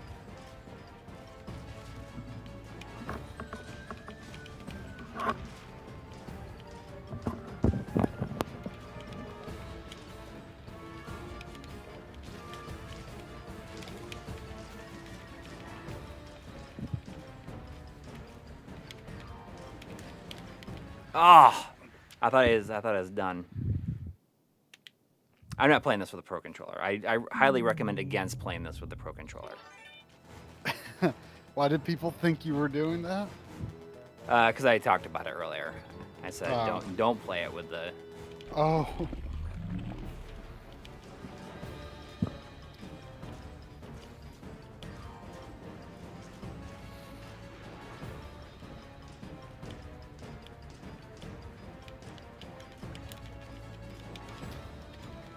Yeah, I wish the D-pad were better on the Pro controller, for sure.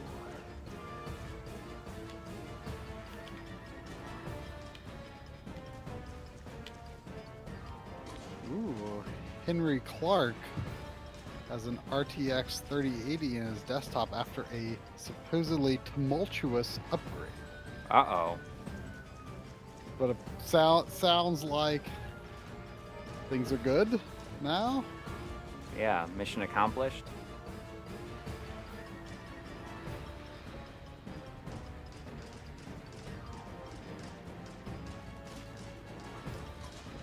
So is this the boss of the level already? Yeah, yeah. This one didn't take you as long. No, I was surprised I did as well as I did.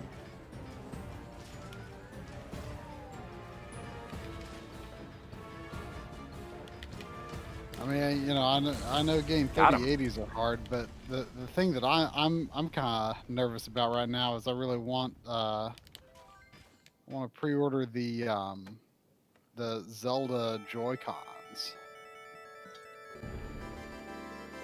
Oh, did you get one? No, I want to. Hmm. As far as I know, they haven't been sold on Amazon or Walmart yet. But like Best Buy and Target, I'm pretty sure they're gone.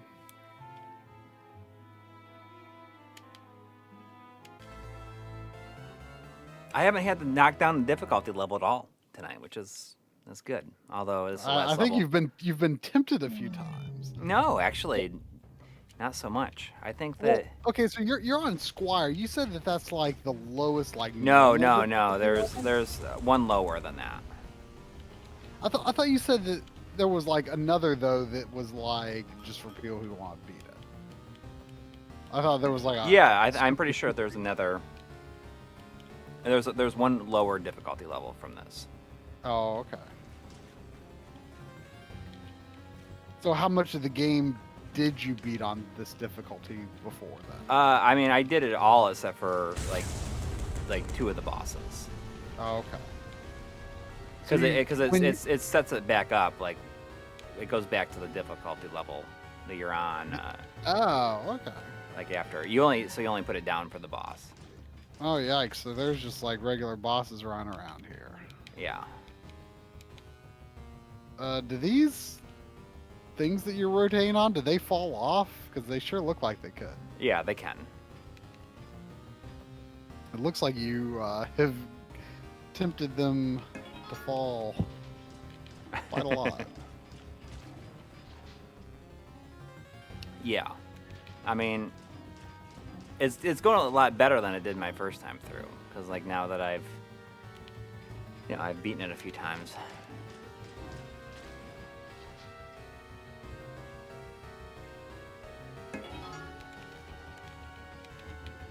I'm telling you though, it's all about this weapon. And like it really makes a big difference. Well, that weapon's in Super Ghouls and Ghosts. Right. Yeah. But I mean, not on Genesis, right? right. Or the arcade game. I like that. What do you think about this look? Where he just like got his armor, but his bare chest and abs. I mean, it looks like the kind of armor that you would see in like Final Fantasy 11 or something. Like it looks like the kind of bad armor that you just see like random people running around in. Ever try to do a VR episode? No, I mean we only have PlayStation VR, so we don't really have anything like outside of that to really show. Mhm. You know, although speaking of VR, you know, I had no idea such services existed. But I guess there are places where you can like order like VR lens attachments so that it's like so you don't have to wear your glasses. Yeah, I didn't even know that was a thing. And it sounds like kind of Which- awesome. Yeah, I mean it's like $60 some, I think, for the PlayStation VR. Which I mean, they just confirmed that they're working on a PlayStation VR 2 or whatever they call it. So, assuming that the existing games will be backwards compatible with the new headset, which I mean they may not be. I mean it's hard to say if you know the tracking system is going to be backwards compatible. I mean, I'm sure that they'll let you use like, you'll have to use moves and DualShock 4s because I mean, you know, the DualSense doesn't have that tracking bar, so I mean, there's no way they could make that totally backwards compatible with like games like Astrobot. Nope. So you would be playing Astrobot with a DualShock 4 if it's even compatible with the new headset. But like, even though they just announced that, like, you know, it could still be 2 years away. Who knows? Like, I'm definitely kind of tempted by that glasses thing. I mean, the only downside to it is that you couldn't share it with someone else without taking the adapter off. And I guess for PlayStation VR, it's a little more complicated because you have to remove the rubber light shield that goes around your face. Right. It's definitely kind of tempting because I mean, I forgot about that. I feel like playing PSVR without glasses would make me it would make it much more approachable to just like use on a whim. Like, I just feel like playing some VR, you know? Definitely kind of tempting, but you know, I haven't I haven't been to the eye doctor since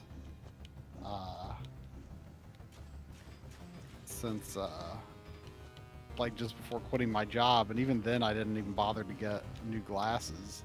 The glasses that I'm wearing right now,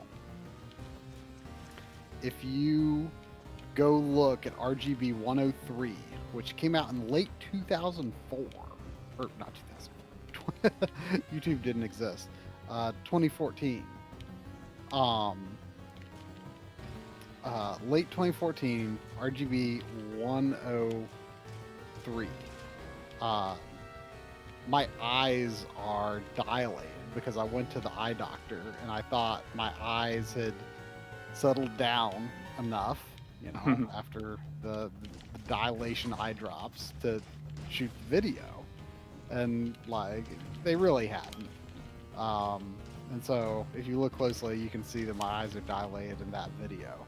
And so then I assume whatever was the next video next one or two videos after that was where these glasses debuted, and They debuted. they debuted. They debuted.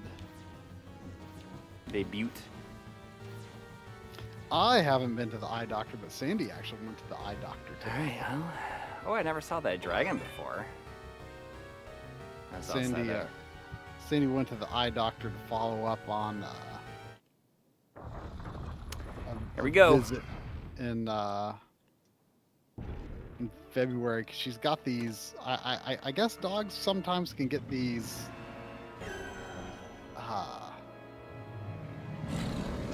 What I'm drawing a blank now on what they call them. They're like calcium deposits on their eyes.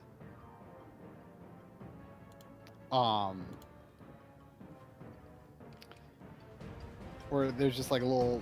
So here's a little spot trick in that I the middle for of their people eyeball. with this weapon. I found a little cheap way to do it here. After I die here, Wow, he's really big. he's real big. Yeah, it's Astaroth. But I found like with this weapon. Let's see if I can get it to happen. Found like a little cheap way to do it. At least the first portion of fighting him. Like if you get him, well, he's just chasing after me now. But if you get like right here, Mm-hmm. you can beat like his first two forms, like just by shooting upwards. So I'll do this. Oh, maybe not. Yes, Sandy. No, they're not cataracts. It's like a dog specific thing. Apparently, it can happen to cats, but like,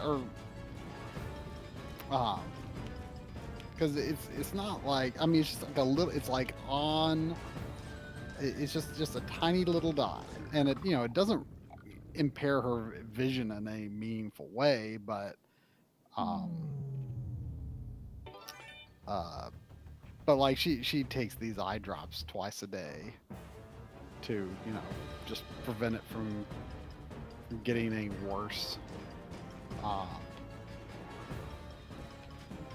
And also, like, you know, sort of work away at it. And the first spot that appeared on her eye has faded a lot with the eye drops. So, you know, it's you know, it can definitely be removed that way. But like if you don't like, if, you know, it could potentially like become like an ulcer on her eye if you know it wasn't treated. But apparently normally, you know, it's not a condition that leads to any significant vision loss as long as at least do the minimum with the eye drops.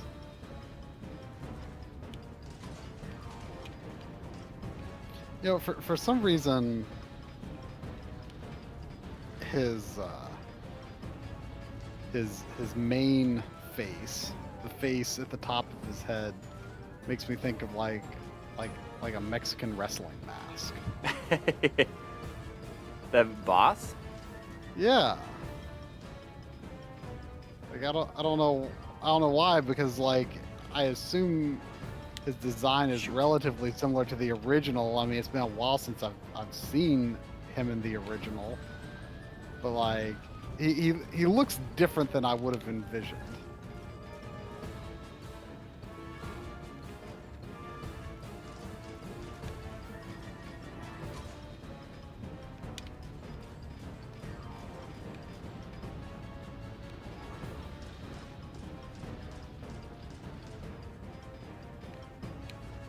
He's pretty scary looking there, really. Yeah.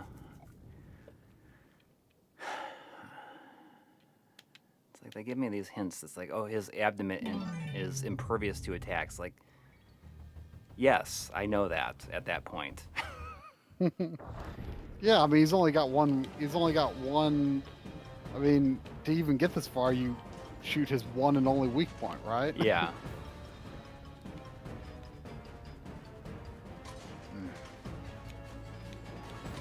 Did I miss any super chats while I was away? I don't think so.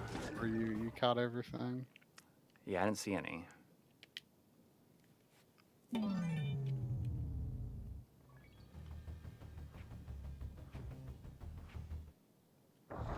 Let's see how this goes.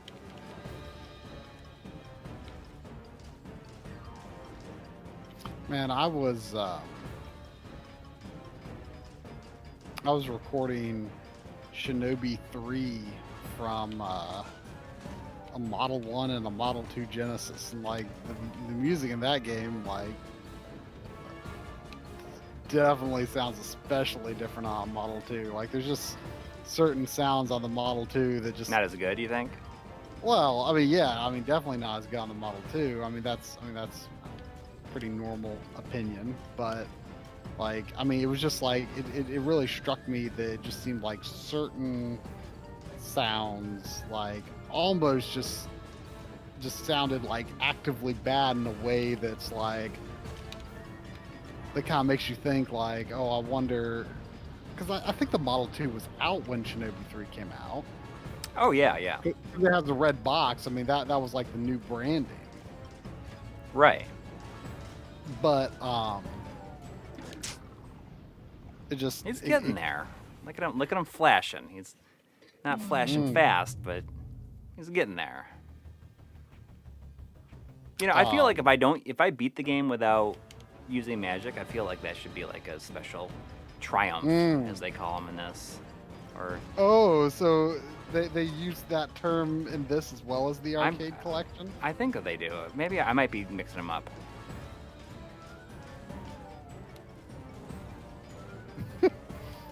What? Gerald Penn is curious why do I think that Yoda doesn't approve of my nickname? I mean, who could really say? I mean, it happened a long time ago in a galaxy far, far away, right? What's going on? Yoda? Yoda, why does Yoda not approve of my nickname? Do or do not? Oh. There is no try.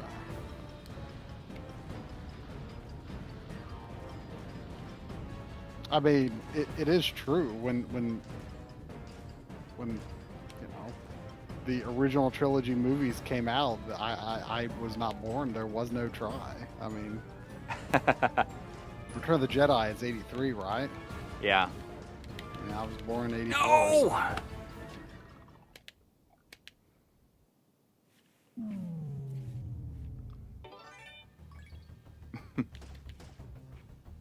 I feel like I have to stick with this weapon now.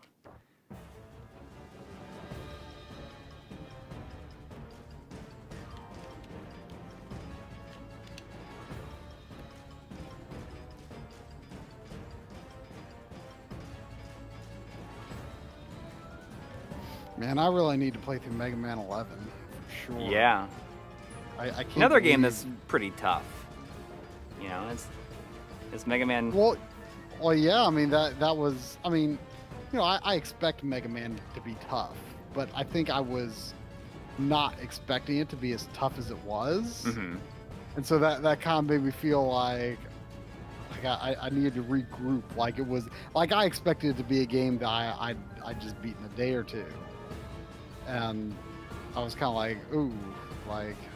I don't know if this is the kind of game I really got the time for right now, and I still haven't gotten back to it. Like, I mean, I think it's a big reason it's tough is because the levels are just a lot longer than I was anticipating. It's like on the NES, they're, you know, the levels are really pretty short, especially the first two games. The levels are really short.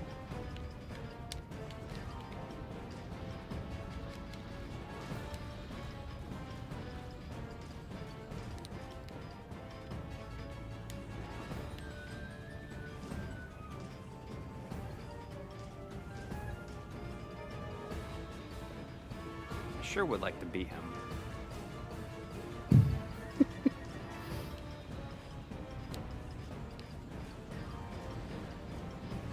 Zane's dad, I don't know if this is his invention or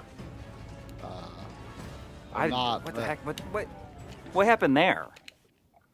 I don't know what that was about. I was like, oh, you're doing too good. Zane's dad has, I guess, proposed the term "yes cut mod" as opposed to "no cut mod."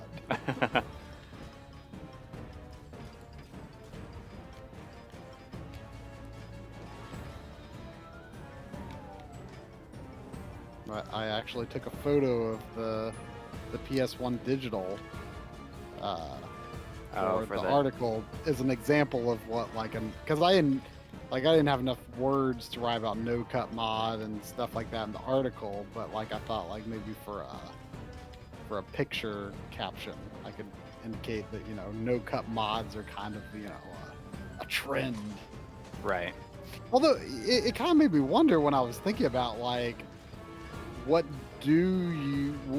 does the actual like IO port go? I think it comes out. Like they take it out. But like, does it have to be desoldered from the board? Yeah. But you could always solder it back in, so it is reversible. I mean, you know, I think a lot of people who are unexposed to modding, you know, have this idea of, you know, like, oh, these people butchering these consoles, and like, you know, except when you cut plastic, like, I think basically everything is, you know, reversible. Did you not get him on this difficulty before? No, I had to bump him down. But I feel like I can get him. He's definitely flashing. Yeah.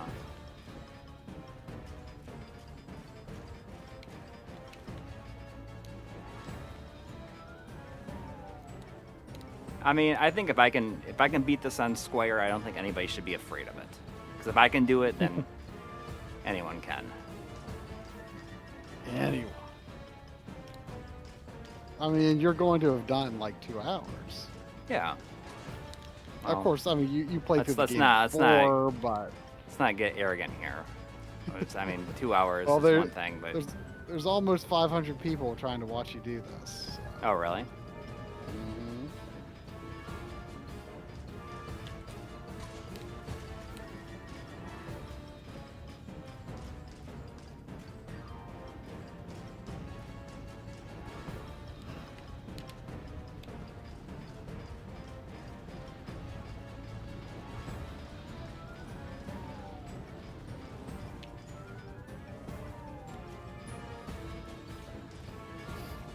There we go.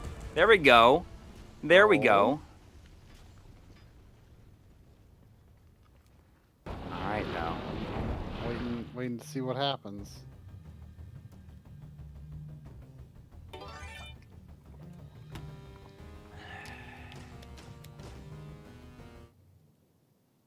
Ready? You ready for this? Ready for this action?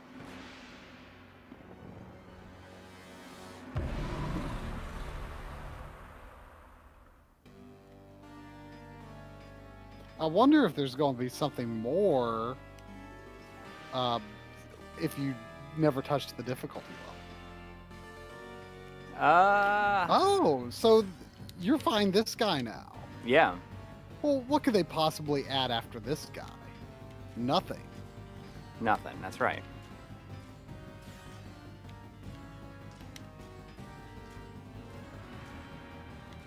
I love how, you know, he looks more comfortable than I do right now, to be honest.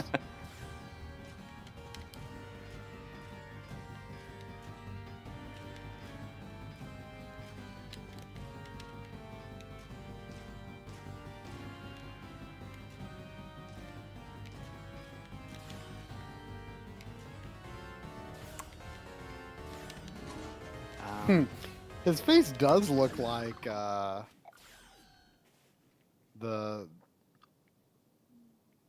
Red Falcon or whatever face that's in the Contra 3 opening. I didn't think about that, but yes, It really does, yeah.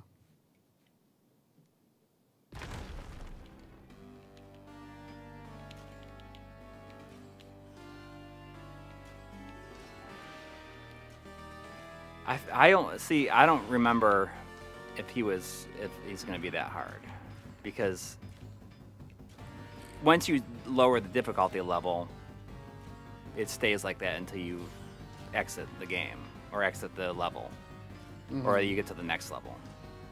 And so I've only played him on the easiest. But see, like, you don't fight this guy at all, at least on Super. Until the loop. Oh, okay. Unless I'm thinking of someone else. Pretty sure it's this guy, though.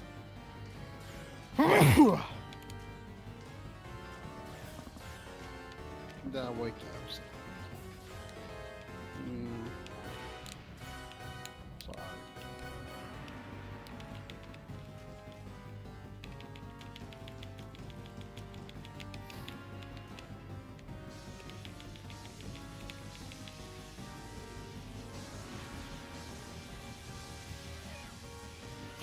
Paul Bergkamp says on Sunday, Try still going to be laying down because he was never able to get up. Well, we shall see.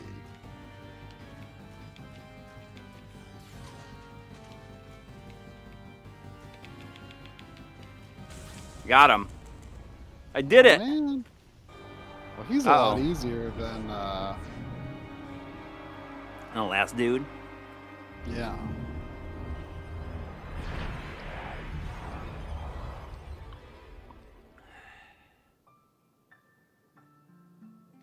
Oh yeah. They just call her Princess in this, but her name is Princess Prin Prin. That's very important. Yeah. Well, I like the face he makes when he's like, exploding.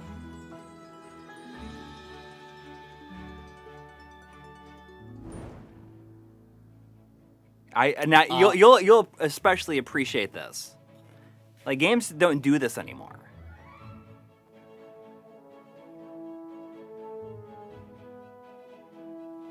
Okay, I'm waiting. Oh, the fireworks. No, you give it a little bit of time. I do like some old-fashioned like Super Nintendo-esque fireworks. I feel like fireworks rendering peaked on Super Nintendo. Oh yeah, okay. The Skeleton Murderer. Where they have like Yeah. the enemy Yeah, credits. the enemy cast. Yeah, man. That's where it's at.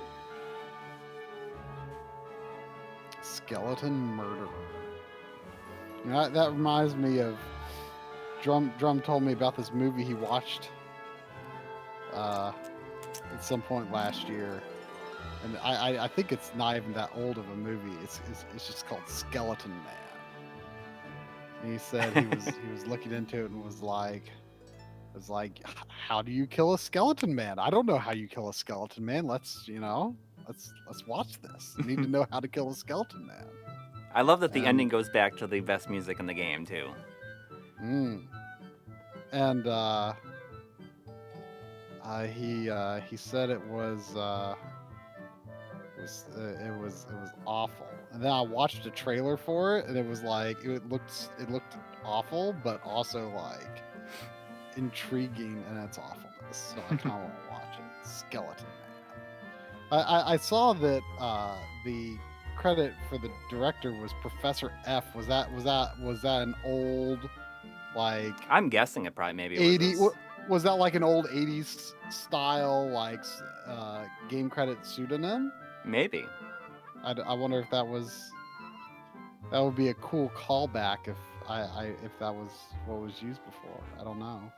I mean, I'm guessing that the original credits are not in the Genesis version. Is it just you, or is the Super Nintendo version harder? Well, I mean, it took me. No, there's Patrick Kulikowski, who's been a longtime fan of the channel. Oh. Was in the credits. That's cool. I mean, the Super Nintendo version took me, several days of streaming to beat. Back in 2008.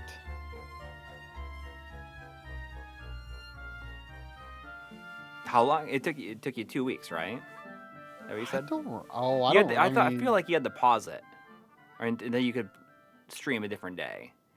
Or something like that. I bet I did. Yeah, I bet I did. I wouldn't be surprised at all.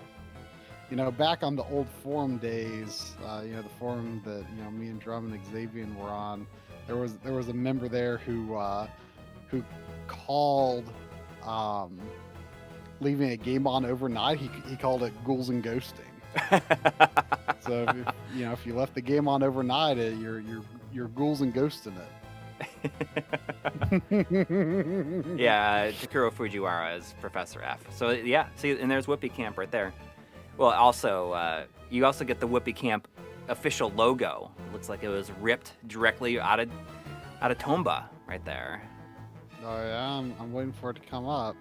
You'll recognize the name. You'll recognize the logo, I think. Okay, because I'm not recognizing the name.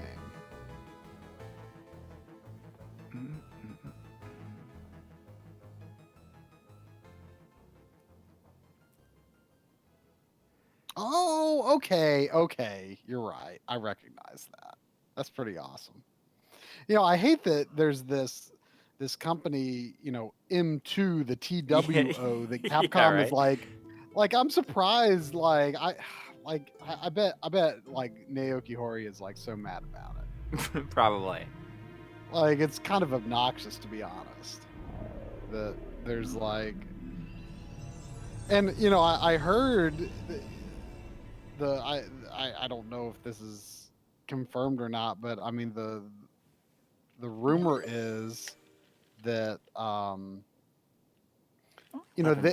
they had a role, I believe, in Resident Evil 2 remake, but then I think they were the main developer on Resident Evil 3 remake, and I think the reception of that plus. I think they were going to go in a radically different direction on the Resident Evil 4 remake, and so apparently their version has been scrapped, and Resident Evil 4 has been brought back internally to Capcom. I assume, like, and the main Resident Evil team is going to be working on it. Oh yeah, I heard something like that. There was $5 from Dad1153 saying, today I got my Neo Geo Pocket Color with backlit screen, my Lynx with Bin backlit screen, and my DC HDMI My Dreamcast. I'm a big Jeez. boy now. Yeah, and it so sounds broke, like a big man. day. That is a big day. That's it sounds like a great package to receive. Yeah, I got my DC HDMI PS1 digital with X Station, and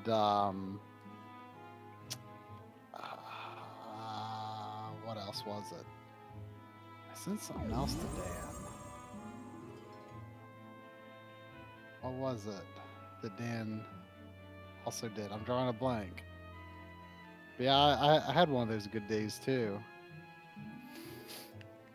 Oh, by the way, I don't know if it's still available. I'm actually not signed into YouTube on this computer, so I can't post a link. Mm-hmm. But earlier today, if anyone's interested, those N64 FRAM PCBs were back in stock on that eBay store. So I bought one just to see, but I've still not really heard anything about like how good they are. Apparently, I guess they're not beveled, but otherwise, I haven't really heard one way or the other. But I definitely want to check it out. I mean, they're not that expensive.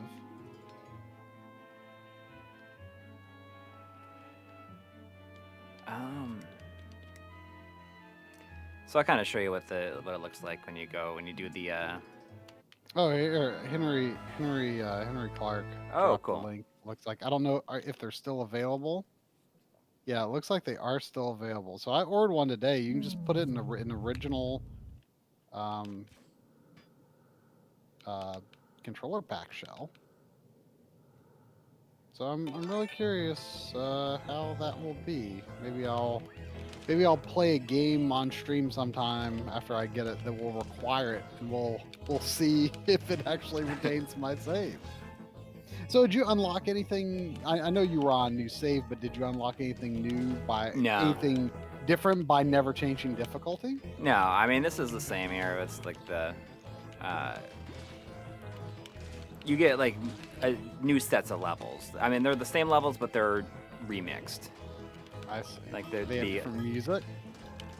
The music's kind of warped sounding. Yeah, like the color palette looks kind of weird. Yeah, it's like purple.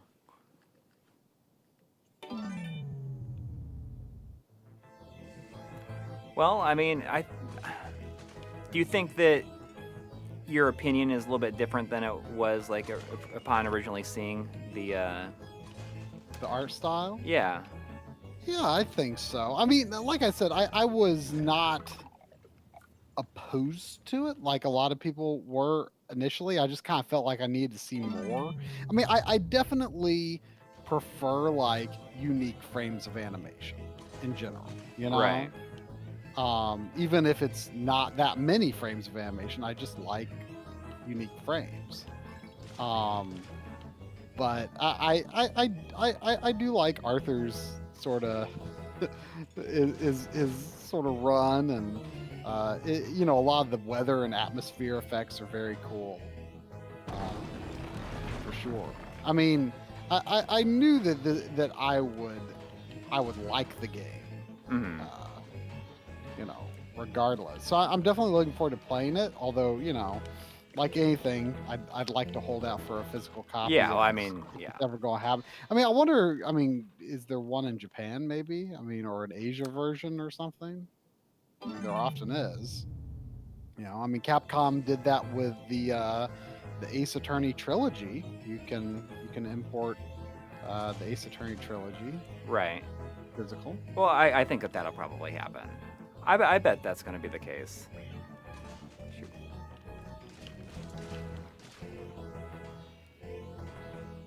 Yeah, well, definitely let me know if you hear about one. Because... Yeah. Does anybody feel that by seeing me play it, like their opinion has changed at all on it. That's the thing I'm most curious about. Because it, like, based on like what I've seen out there, it seems like most people are not excited about it. I mean, I think most people are kind of having a knee-jerk reaction to it and not really thinking too much beyond that. Yeah. Yeah. I mean, it's definitely not, you know, someone's saying they should have hired the devs that did the Wonder Boy remakes. I'm sure they're busy with other stuff right now. I mean, you know, they just finished Streets of Rage 4 last year. So Yeah. I mean, yes, don't get me wrong. I mean, I don't know. Like, I don't think that the Wonder Boy style would fit this. Like, I think that the reason this style works so well is because of the time and the time it's supposed to take place. You know, it's like you know, the Middle Ages. Yeah, I mean, the artwork feels kind of, you know, sort of a thin line art sort of style. You know, someone was comparing it to like the Monty Python like sketch animation, and that really feels like a good way to think of it as well. Right. I think that it feels like it fits the tone of the series. But there's you know there's a lot of people in the chat who really do seem to like the look. You know, I mean, people are very split. I mean, there's a lot of people that just, you know, don't see how you could see this as good, and a lot of people who think it's, you know, gorgeous. So I mean, it's just something that's inherently going to be divisive, I guess. I just think it's so interesting that it's driven by RE engine. Yeah, I think the idea was them to like make a engine that they can use for like anything. It's very scalable. Yeah. Yeah. I mean, you know, similar to you know, Unreal 4. You know, I mean, it's actually quite a good engine for Switch. So yeah, I mean, I really don't know if it's been used outside of this and at Capcom Collection. I mean, maybe some of the Monster Hunter stuff. I'm not sure if that's out yet. Oh, I wish I could care about Monster Hunter. But every time I try it, I'm just like, man, I'm just not seeing it. I'm not seeing what people are seeing in it. I wish I could. Oh, here comes the wind. Yeah. I'm just curious to see if when they do that, when they have an enemy pop up like right at the checkpoint, that's mean. It's real mean.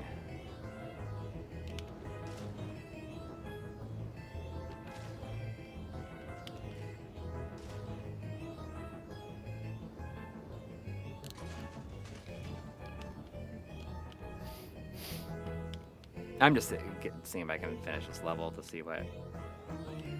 This isn't the first level of. It's based on the first level of Ghouls and Ghosts. Right, but you played this several levels in. Is it? It's not. Like I played it. I played it second. Oh. When you start, you have a choice of like 2 levels, and then you beat one of those, and it gives you a choice of 2 more levels. Oh, okay.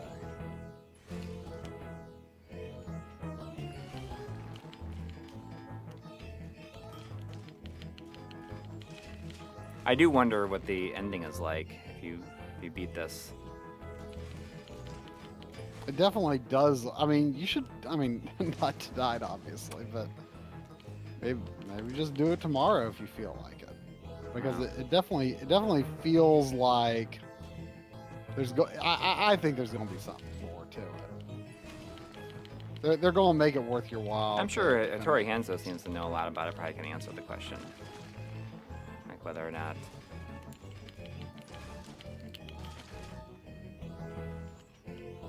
Having checkpoints allowed them to make it a bit cheaper, I think. I mean, there's always been checkpoints, though. Yeah, I mean, you just get to a certain. I mean, like, I think that it has more to do with, like, the cheapness has more to do with it being a console game.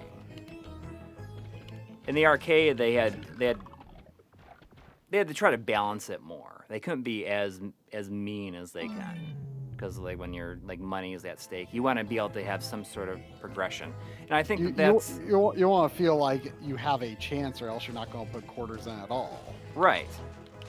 So I think that that's the difference. I think that once the series became console centric,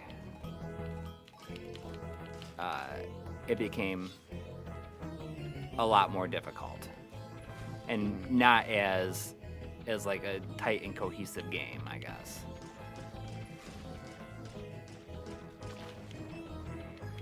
You know, I mean, I guess people would say that there's like a lot more value to it because you're playing it at home. But I don't know. Like, I don't know if I totally agree. So, you know, it's interesting to me to notice that the treasure chests float in the air. Yeah, oh Like, yeah. that's new. Oh, look at this fire now. The rocks.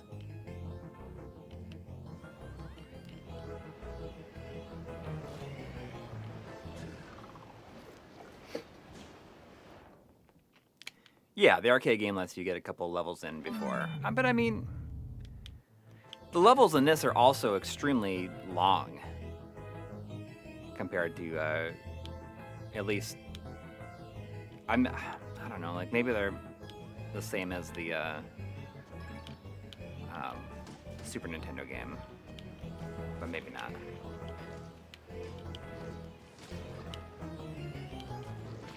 I don't know. I feel as though I can, like, I've begun to glimpse being good at this game. I have a glimpse of being good at this game. That's why I say you really should try to beat these like dark levels or whatever they are, because I'm sure that there's going to be incentive for finishing. I'm sure.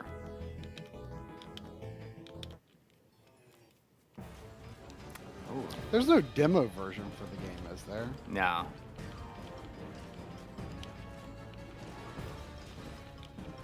They probably felt like it'd make less people want to buy it. You can shoot in different directions, but you cannot double jump. Has any Ghouls and Ghosts game like had both in the same game? I think Ultimate did. The PSP game? Yeah. Although Ultimate, I think you can only double jump with certain items, which is very similar to what Curse Castilla did. For those who want to play an excellent Ghouls and Ghosts like, definitely check out Curse Castilla. It's better than most of the Ghosts and Goblins games.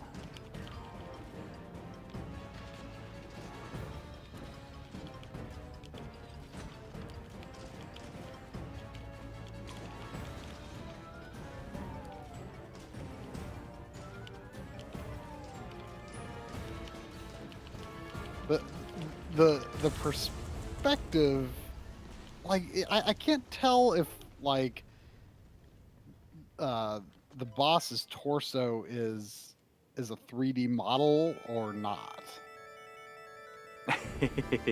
Like the way it turns, like the perspective on like his chest armor and belly, like I can't tell.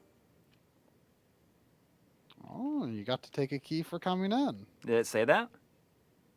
Or no? No, you just said nice catch. Yeah. See, you'll see how it opens up 2 more levels. Okay. Oh, interesting. So it's only letting me play the dark versions of the games or the levels that I beat before. Oh, interesting.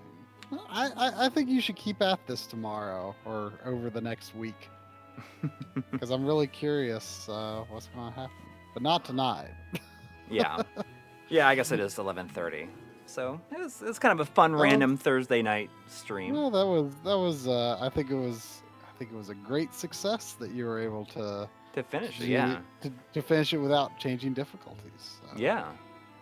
I'm getting better. Yeah. I'm getting better. All right. Thanks for coming to our impromptu mid or late week stream, and we'll see everybody on Sunday. That's right. Thanks everybody who donated tonight. It's very generous. Thank you. Thank you. See you then. All right. Take care, everybody.